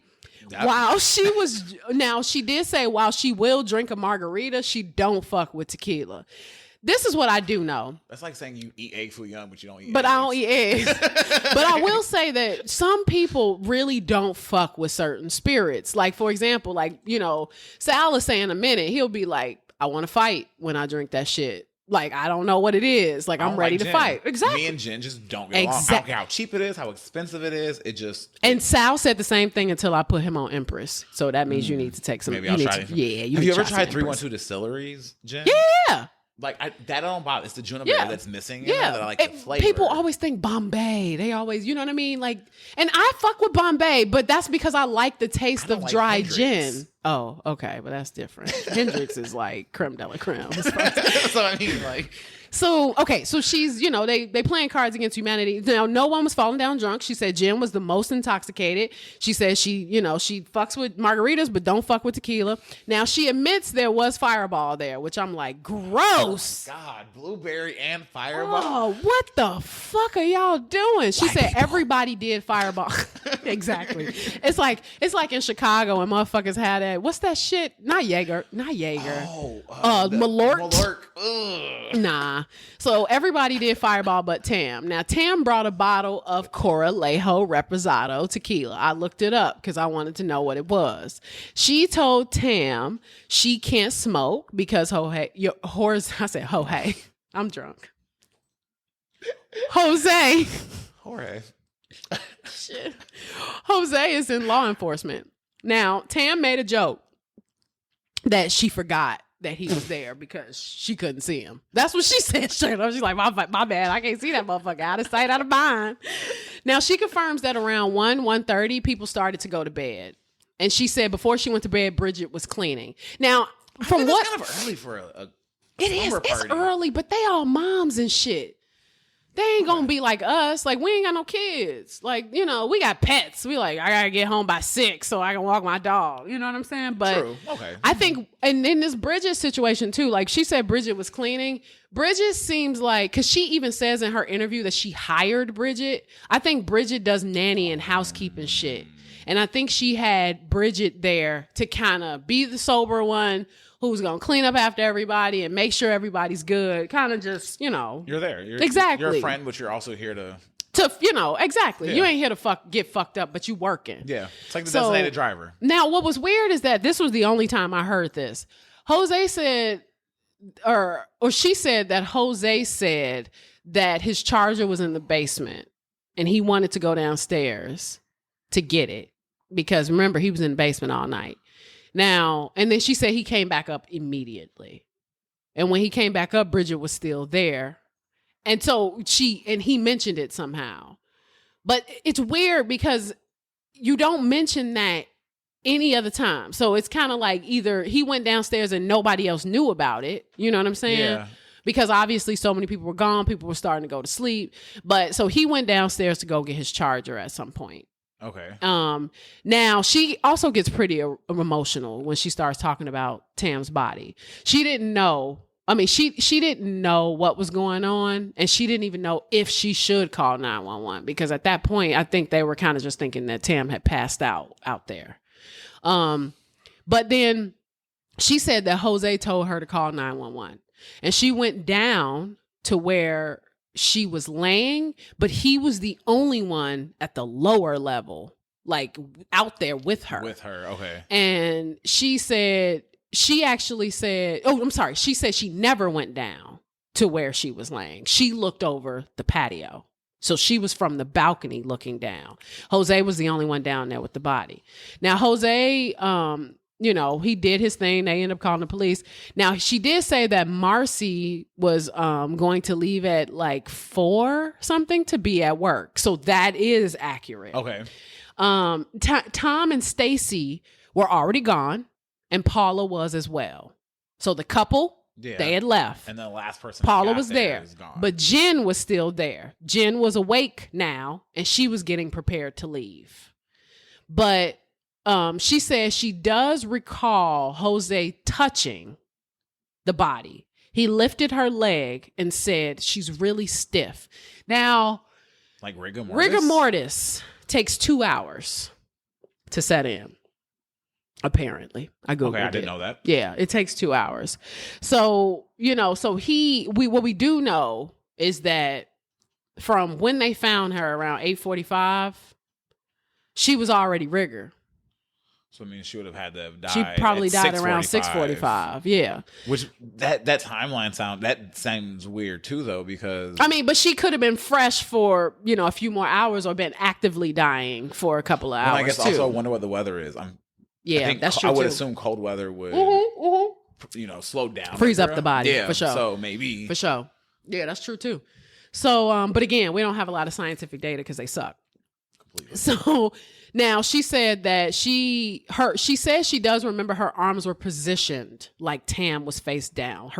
Her arms were by her side and her palms were up. Jose said that she's got a mark on her wrist. She was advised to bring everyone back to the house. This is what the police told her to do. Weird. They kept the aunt, Jen, Jose, and Jean. They were all in the house while everybody else was outside. Now, the cameras, here's the situation with the cameras. She said the cameras are not on batteries. The cameras are rechargeable. And she said the reason why we don't have the cameras is because her aunt was cleaning and misplaced the charger for the camera while she was cleaning. Aren't these like Comcast? She had Comcast. No. The Xfinity security service was for the doors, but her cameras were a totally different system. Okay, so I have Xfinity and I have cameras through Xfinity. Right, exactly. And I pay a little bit extra to like keep it streaming. Exactly. But she said that they were two totally different services. So she probably had, what's the Ring? She probably had Ring. Some individual camera. Yep. So this is where it gets a little funky for me because there's so many things where they deleted shit. And I'm like, but her account kind of just says that nothing was ever recorded to begin with. It wasn't that they deleted it. It was just never recorded. Right. So she says she could only pull up, and I couldn't really hear what she said, but it sounded like she said she could only pull up 30 logs for the day. And she said, because she said my security system there, she said, she says she confirms the times are from the Xfinity system. So those door ringing, she said, and those are two different systems. She can only pull up 30 logs for the day. And she had to go to the site to request additional logs. But at that time, she had given her credentials to the police.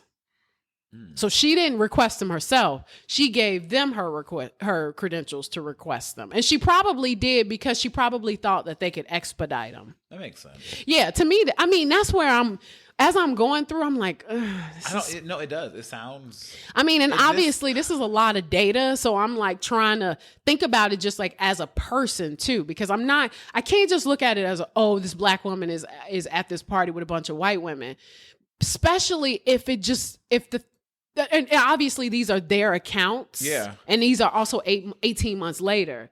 Which we all know makes a difference. But there's still something very weird about it. So she said that she gave her passwords to Mike Christian. Mike Christian was the lead investigator at the time. But no one else had the credentials prior. She said Jose didn't have the credentials. Nobody else had her credentials for her Xfinity.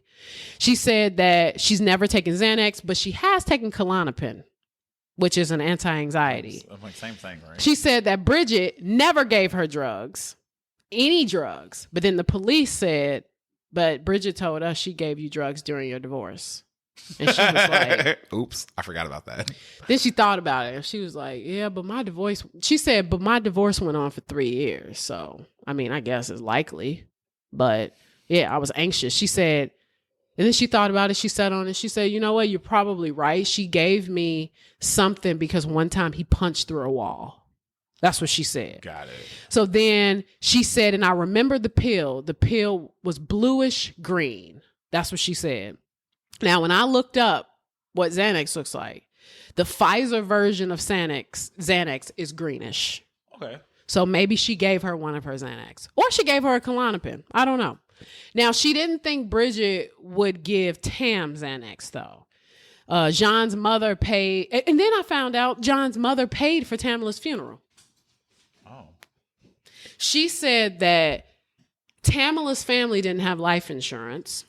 And John's family paid for her family and her funeral and for her family to travel from Florida.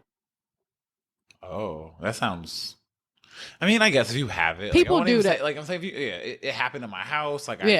But the way she even described it, her thing was like they really wanted, it's probably, she was like, once they found out that she didn't really have life insurance, they were like, this is the least we could do type shit. Yeah. And the mom seemed to have been, the way she described it, the mom was like adamant, like, no, her family needs to be here type shit. That makes sense. That's nice. It's a very nice thing to do. Yeah, for sure. It also makes me wonder now, I guess I just assume that, Tamla was as affluent as the rest of... Right. But Tamla was a work-at-home mom. And her husband was the one that was working. So they're like, they got 6 kids with one income. That makes, yeah. They are, even though they're living in Cummings, Georgia, which is probably relatively cheap... they're still living that suburban lifestyle and they still have a lot of children. That sports shit is expensive. Yep. And it could just be, they're living in a zip code to give their kids a better education. Absolutely. So they live a little bit above their means to, there's a lot of black people who do that. And, and I'm learning that a lot of people don't. I have life insurance, but I'm learning that, and that's because I'm choosing to pay for it, but it is expensive. Well, see, and I guess technically I don't have life insurance, right? Well, my Pro has a burial policy on me, but I've always had life insurance through my job. Always paid for it for sure. For my salary plus. So it's I ain't got no kids. If I die, I ain't trying to make nobody rich. Bury me. Exactly. You good? Or cremate me. I put away some money for my sister and my cousin. And like if I happen to pass before my mom does, then she gets a portion. Like that's pretty much it. Yeah. And for me, it was like I added it to my like State Farm policies. I was like, fuck it, I can afford it. That also makes sense because I feel like, in my opinion, I've had this argument with people before about life insurance where it's like, I don't have anybody that ever depends on me. Yeah, for sure. I'm not. You don't have any dependents. I'm not anybody's backup. Yeah. I'm not who anybody calls when they're and I'm not that person in my family. And I was like, that's what life insurance is for. To bury me and to ensure that you can transition without me. So it makes total sense. Yeah. Like, But I also have like family that are beneficiaries on like all my other accounts too. Yeah. So like if they need 10,000, Look at you being responsible. Oh, for sure. For sure. Like if on my retirement, like all that shit that's vested, like all that money that I've accumulated in my pension. Yeah. All that shit is for my sister and my cousin. Because there's so many times people come and say, I worked in the bank, where people would come in and they'd be like, oh, my mom died. And they don't have power of attorney. Yep. You're not this. Yep. Nope. Yeah, I'm gonna need you to go figure this out then. Because I dealt with it with my grandmother.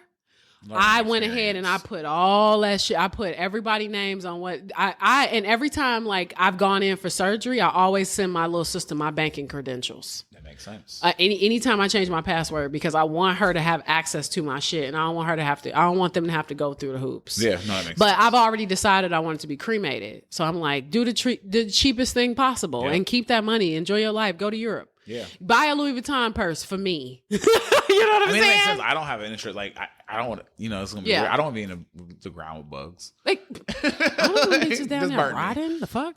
Oh, we totally got off topic. Sorry, guys. Okay, so, sorry, y'all. So, where are we? We're an hour and 46 minutes in. Oh, okay. So, we're gonna keep going. Okay, we're gonna keep going. Okay, let's go. So Jose. So, Jose Barrera. Now, he claims that he didn't move her arm. He said he was like, I remember moving her leg. That's what he said. He said he kind of vaguely remember like touching her back, and that's how he knew that she was stiff. Breathing. He knew that, but he felt the stiffness, the rigor mortis. Now, he said, as far as knowing her, he said he never really interacted with her. He had only met her a few times. He said he knew Thomas, Stacy, Paula, and Jean, obviously, because he was in a relationship with John. Now, he said that Jean suggested that he and Tom hang out. He said his stomach was upset, so he elected to stay in the basement. He was like, I'll just kick it down here. My stomach fucked up. Send Tom down here to get sick with me. Exactly. Well, he probably had the shit. He's probably like, yo, I ain't about to hit up a bar and then have to shit all night at the bar. Right. So he got there at around 8:30. He confirmed that everyone was like getting along fine. Said that, Tam seemed super happy. Said that if they like, oh shit. Oh, there you go. Effervescence. Said that if they speak to Bridget, they're going to want to speak to her husband because she's terribly anxious. That's what he said. Bridget worries me. Now, Tam was poking the bear. That's what he said. He said because he was, she was being so playful with Bridget to get her to open up. She said it's likely that she's the only one that drank tequila. There was supposedly only an eighth of the bottle left. Cool. So Tam got down with the get down, but she was not knocked out drunk. Everybody has said this. Like everybody's testimony has been the same when it comes to that now version. He said that the cigarettes were scattered on the deck when he found her body. Her body was completely flat. He said that she looked like she had face planted. He tapped her on her back to see if she would wake up. Didn't try to perform mouth to mouth. Didn't think it was necessary. He was like, she looked dead, which I'm like, not everybody is comfortable with just putting their mouth on a dead body. And aren't you supposed to like be certified before you do CPR? Well, yeah, because I wouldn't even begin to know how to do it. Yeah, I mean, like when my dog died, I was like trying to administer CPR, and I was like, I don't know what I'm doing. Why am I doing this? I don't. Yeah, it's like, come on. So he didn't have like much to drink either. He said he had only had a couple of beers because he wasn't feeling well. His stomach's fucked up. Yeah, he was like, I'm not about to do all this. So he acknowledges that when he finally got in trouble, which was when he was caught accessing records. The records. He said he was basically being nosy. Okay, that makes sense. I mean, he was like, he was like, I mean, technically, he was like, most of the records that I look up could have been like looked at publicly at the probate court. and that I just fucked up by looking at it on my work computer on the clock. Young and dumb.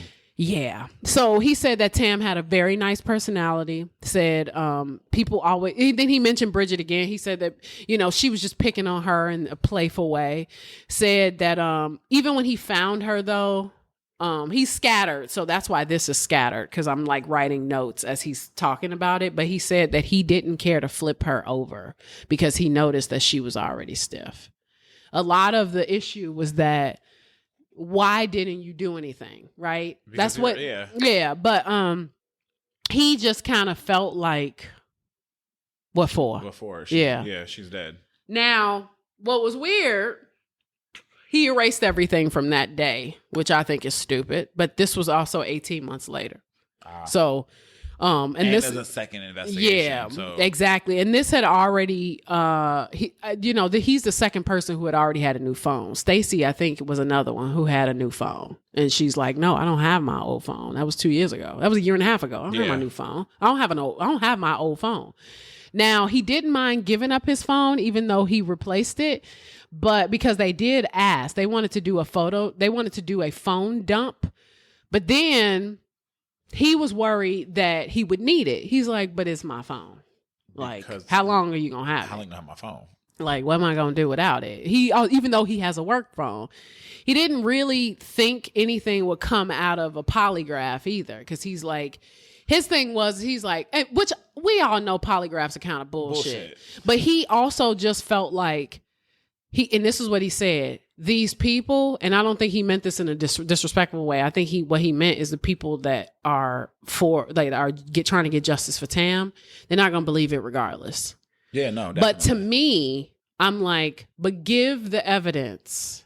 But I mean, prove otherwise. But I think also with him being, and maybe because he is, a court officer, he also realizes how much bullshit lie detectors are. Like lie detectors is bullshit. Like there's no universal way of telling somebody's lying. It's just it. And I just wonder to your nerves. And he doesn't questioned by the cops. No, and he doesn't sound like a brown person when you hear him, but he looks like one, and he's probably also thinking, if I give you motherfuckers my phone, how do I know y'all ain't gonna plant some shit on me?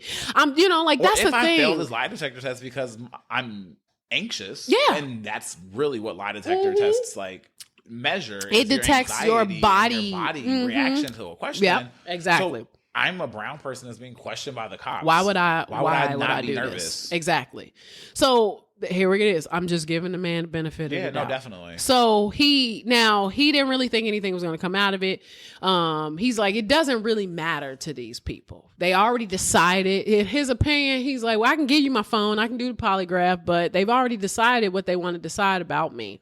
Now, I was at work and I was listening to this and I was like asking around. I was like, if the police came to you and said that if you do a phone dump, we may be able to eliminate you as a suspect, which I don't really completely know why Jose is such a big suspect, because other than him being the person that touched her body, he was kind of not really. There's no. I mean, we don't know that there isn't any evidence because they fucked it up so bad. I mean, because to me, that's the bigger issue. I think we should just. I mean, it's the cops' fault. I mean, at the end of the day, I don't know what happened. We don't know what happened. The cops. Because at this point, shoddy ass investigation. I was struggling doing this research and listening to these interviews because I'm also intuitively trying to feel it as a woman, where I'm like, are these people lying? Like, it's hard. I know it's hard to tell, but there's nothing in any of this that makes me believe that anything was done intentionally. No. Accidentally? Possibly. Do I think there was a cover up? Sure. Yes. Because here's where things get weird. Because he was okay with doing the photo dump at first. Okay. Then he thought about it as the police officer was explaining his rights and what they had the right to find and look for and go through and what they were going to pull, which was basically everything. Your geographical data, all of your GPS data, all of your texts, all of your calls, all of your photos. Anything that's ever been on that phone, we pulling it and we looking at that shit. To me, it was kind of weird that you want his new device for some old shit that happened 18 months prior, but nothing ever really goes away. My iCloud transfer exactly from phone to phone to phone. Now, and I also understand that if he has an Apple phone, because Apple don't be wanting to give shit up ever. So I do like that they didn't about even Apple. want to give shit up for terrorists. I do like that about Apple. They like, that pissed me off too, because I'm like, yo, terrorism is different though. Like, if some motherfuckers got some shit, like, I do understand. Because, you have that thin line between like what we decide to call terrorism and then where you start inputting laws like, well, this is a terrorist act, so I need to be able to do it. Yeah. And then when does the government decide that this is a terrorist act? So they can... But see, I guess my opinion has always been like, I get Snowden and, fucking Julian Assange and like this whole idea of privacy and like what motherfuckers shouldn't have. I ain't doing shit. Oh, yeah, I don't. Follow me. Like, you're going to see some porn, some random porn, true crime. You may see an old picture of my vagina from 2010. Yeah, here you go. You're not going to get no real shit. I feel like the people who really, really worry are the people that should be worried because they've been doing some ill shit. And what I was asking, even when I was at work, was like, if you were asked this, even if you had said something terrible about the victim, would you still give it up? Because that's my biggest thing. My biggest thing is if you said something bad about Tam, that doesn't mean you killed her though. If you had fucking been like in the text message, like, I can't believe I got to go through all this because of this nigger or some shit like that. Yes. Does that like make you look great? Absolutely not. But did I kill her? Did you kill her, though? Nope. And here's the harsh reality. They don't have any physical evidence because they didn't take any. Nope. So the investigation was trash. They stuck to it being an accident. And according to the lead investigator, Mike Christian, he said, quote, most notable when Tamla was turned over was the fact that she had come to rest face down. Her head had not been canted to the one side or the other. His initial findings were that she had fallen from the ground and the landscape edging matched the scrapes on her legs. So possibly somehow she fell and whatever shrubbery or whatever it was that was around, she got scraped up, bumped up, scratched up from. Even though she was drunk, she didn't seem drunk. So how did she fall? And it's likely that she was it's likely that she was accidentally pushed, or maybe that she actually got into a little bit of a issue with somebody. I don't know who. The only person that was awake with her was Bridget. I mean, but listening to the story, like, clearly I had just listening, the few things I read before coming over, like, I already was like, one of these motherfuckers like pushed her off the balcony. It is what it is. Hearing a lot more of this evidence, though, it makes me wonder, like, did she fall somehow? Yeah. And I don't know, maybe she fell and then she stood up for a second and fell again and toppled over. But then I thought too, I was like, well, and this is kind of weird, but I'm like, is it possible that somebody caught her outside smoking and did something to her? You know what I'm saying? Maybe. Or did she accident? Because here's my issue. Is like, let's say she got into an argument with somebody, or not even an argument, but maybe she was just chilling and fell. Why was her body positioned that way?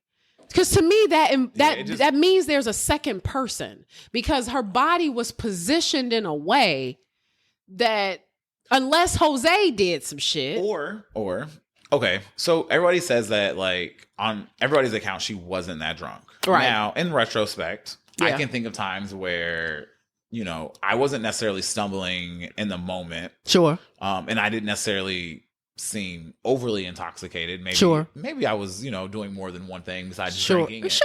We all do that. That leveled me out a little bit. Yeah. And maybe in that moment, maybe at some moment after everyone's asleep, like the liquor hit her. Yeah. There's some times where shit just hits you. Yeah, for sure. I trip. Yeah. And I couldn't catch my balance because I am intoxicated. Yeah. And like, maybe I don't realize how intoxicated I am because I think I can drive. How many times have everybody who had car accidents are like, oh, I was perfectly okay.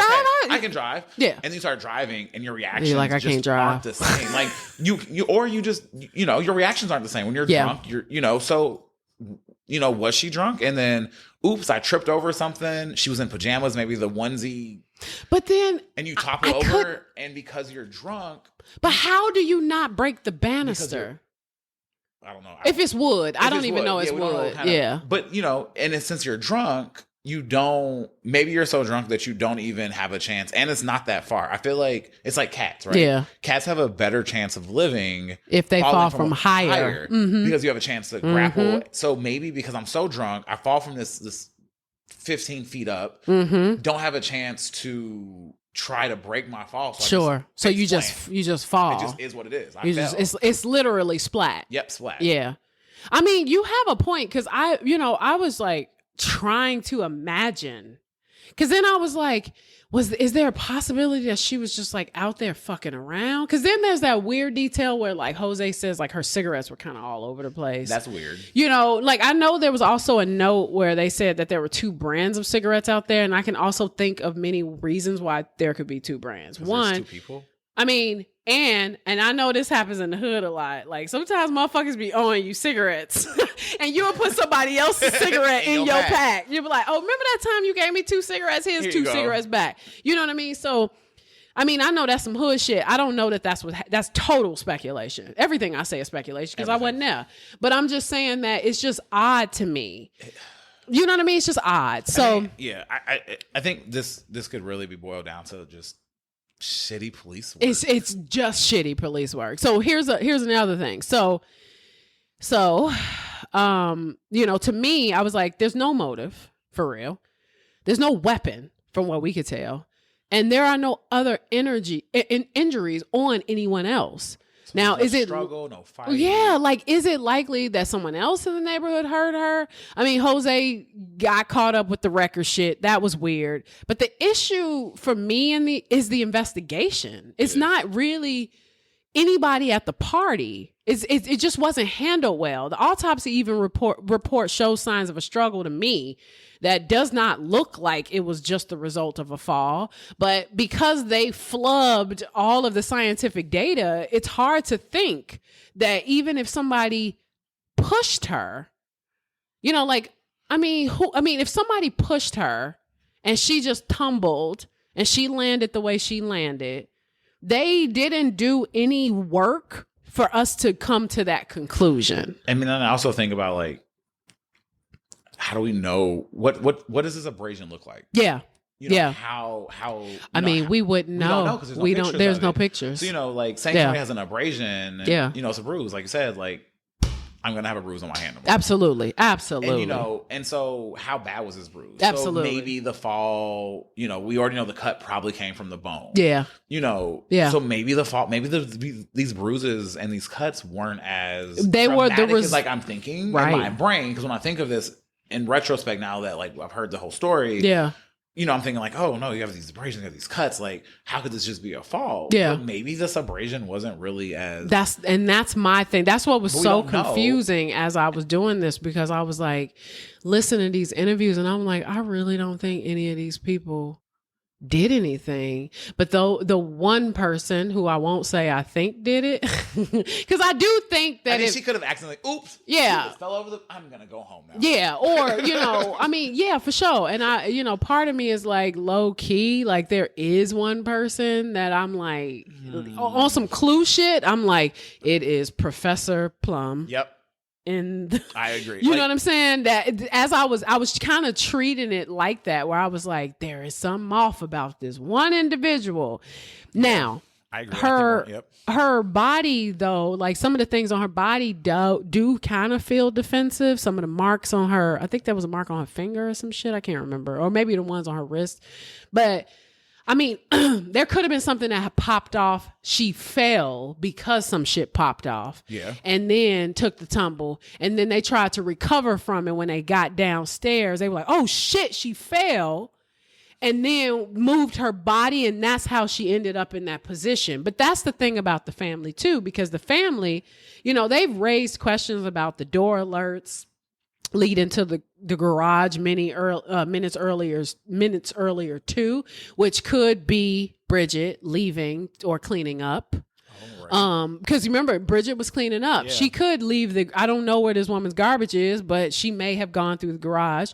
Now, everybody exited. Like they entered through the garage. Yeah, maybe I exited through the garage. Yeah, or you know, it's like you got these door alerts. They're convenient, but it is weird that one opened and never closed, but obviously one would have had to open because you got a victim that's outside. She went outside, never came back in. Makes sense to me. Yeah, why would it? Yeah. Now, I left the door cracked. Exactly. Now, according to 11 Alive, which have been the ones that they've been, researching this extensively. They said the family had raised questions about the door alerts and leading to garage.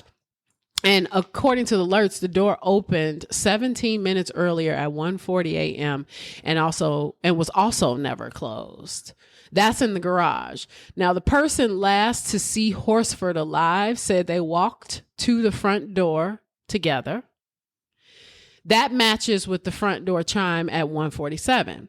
She told police Horsford gave her a hug and shut the door, but the woman's husband, who came to pick her up, said that his wife came to the door alone. Huh. Now, did he get out of the car? Was he in the car? Like, did I not see you? Or was it 18 months later and I just don't remember? You see what I'm saying? So this is my issue. No samples were taken. No rape kit. No nail clippers were taken. No pictures were taken. The bottle of tequila was not tested.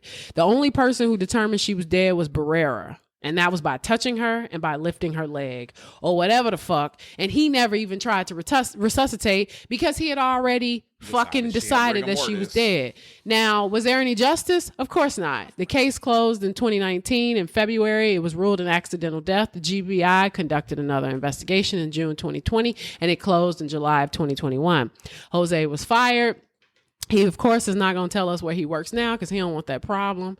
And he claims that, he was just being curious. That's how he fucked up. Now, the family's current attorney thinks that it was a homicide.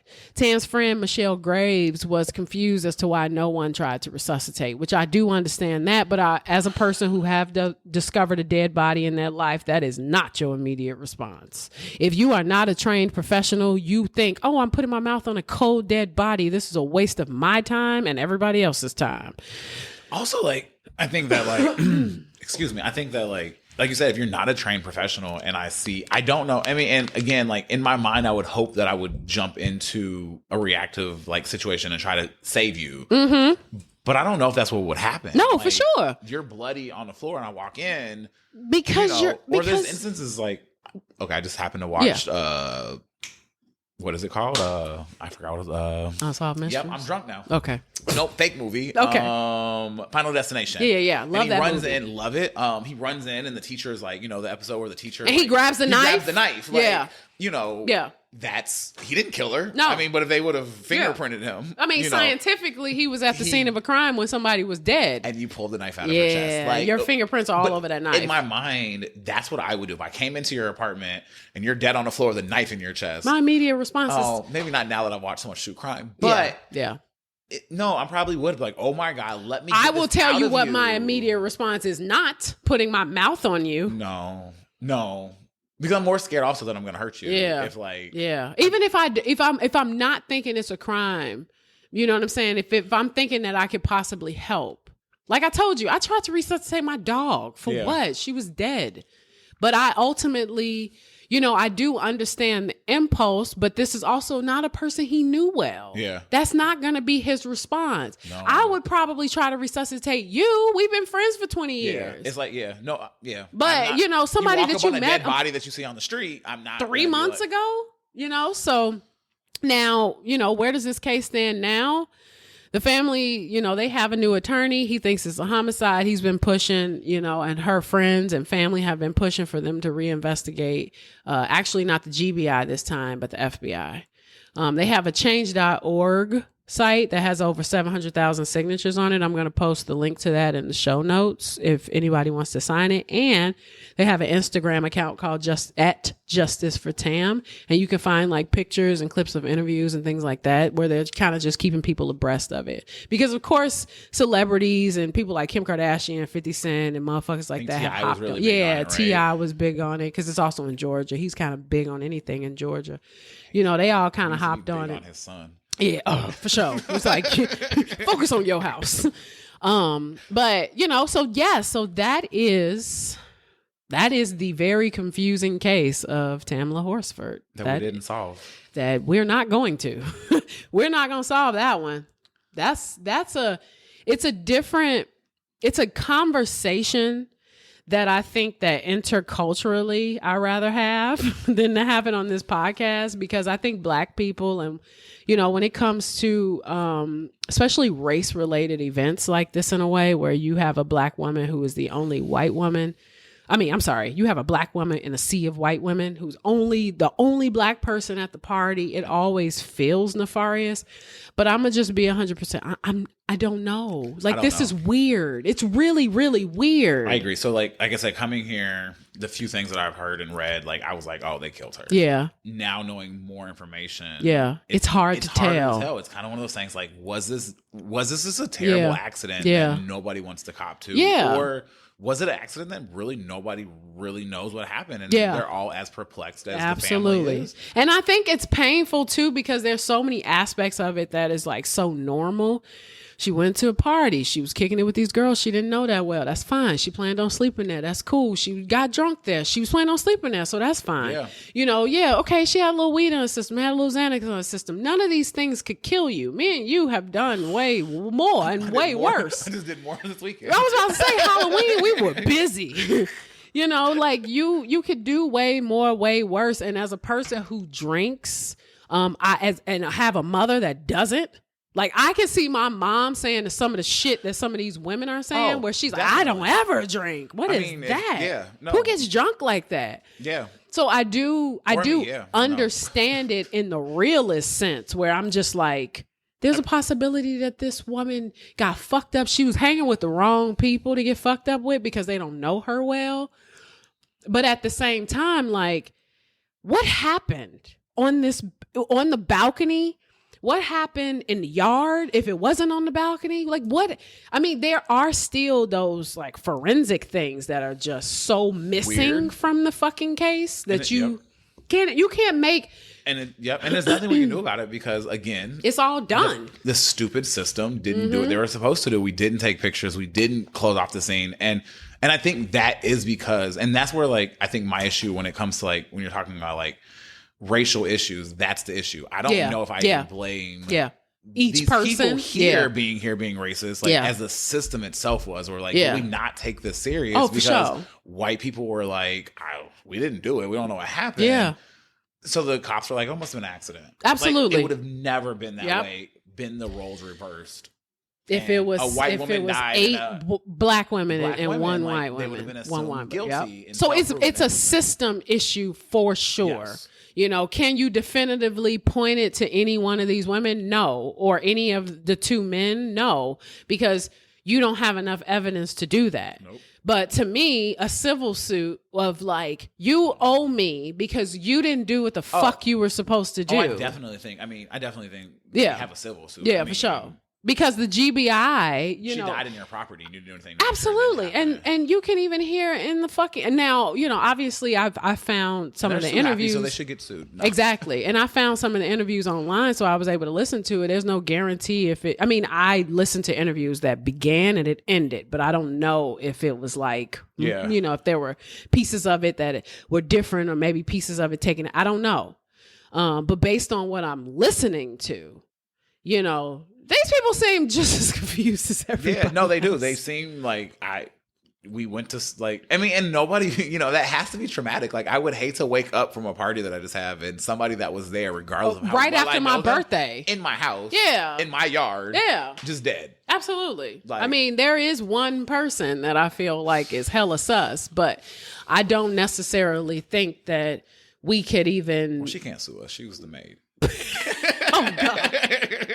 But I can't even say either that it was even because we don't have enough. I don't think it was malice. I don't think it was premeditated. I don't think that this was a thing that they were like, okay, we're inviting this black woman here and we're gonna kill her. Like, this is this wasn't Get Out. No, this wasn't. This wasn't Get Out. This wasn't. This was like something fucked up. Yeah. However, the accident happened. If somebody else knows what happened, if it was, and obviously because you don't have concrete evidence, you can't pin it on any particular person. Because, you know, was Tamla being playful and having fun with this person, you know, that she's been playing with all day, and that girl didn't want to play no more. Yeah, for sure, like, exactly. Then, boom, she flew over the balcony now, and now it's like, oh, Oh, fuck. Self-preservation's a motherfucker. Yeah, it is. It really is. Like, it's different depending on the type of person. Yeah. It really is. And, you know, some people will brush it off and go home, and other people will react depending on what has happened in their life. Yep. So, well, I hope you all enjoyed this. This has been fun. Wonderful. Oh my God. Do I love having a guest? This was fun. I don't have to talk to myself. So yeah, this is, you know, long. You'll be okay. It'll be like you're talking to your homies. Exactly. And I'll see you all in the next episode. I think what I'm gonna do going forward is I'm just gonna do every other week. I don't know if I could do every week. It's tiresome. We'll talk about that when we we'll talk about off the air. So, because not only am I her first guest, I'm probably her biggest pusher. Recurring. I mean, he is literally my accountability partner. It's me. It's Thursday. Where's my episode? Exactly. So, you know, We'll see what happens. Yeah, y'all got to come back. I hope y'all enjoyed this, and Thank you for having me. It was amazing. I'm happy you enjoyed yourself, and you know, R.I.P. Tamla Horsford. Yes, I really hope this really gets resolved, and you know, and people have closure because her the family deserves that. They deserve. Absolutely. So, all right, y'all. We'll see y'all eventually in maybe 2 weeks. All right, bye.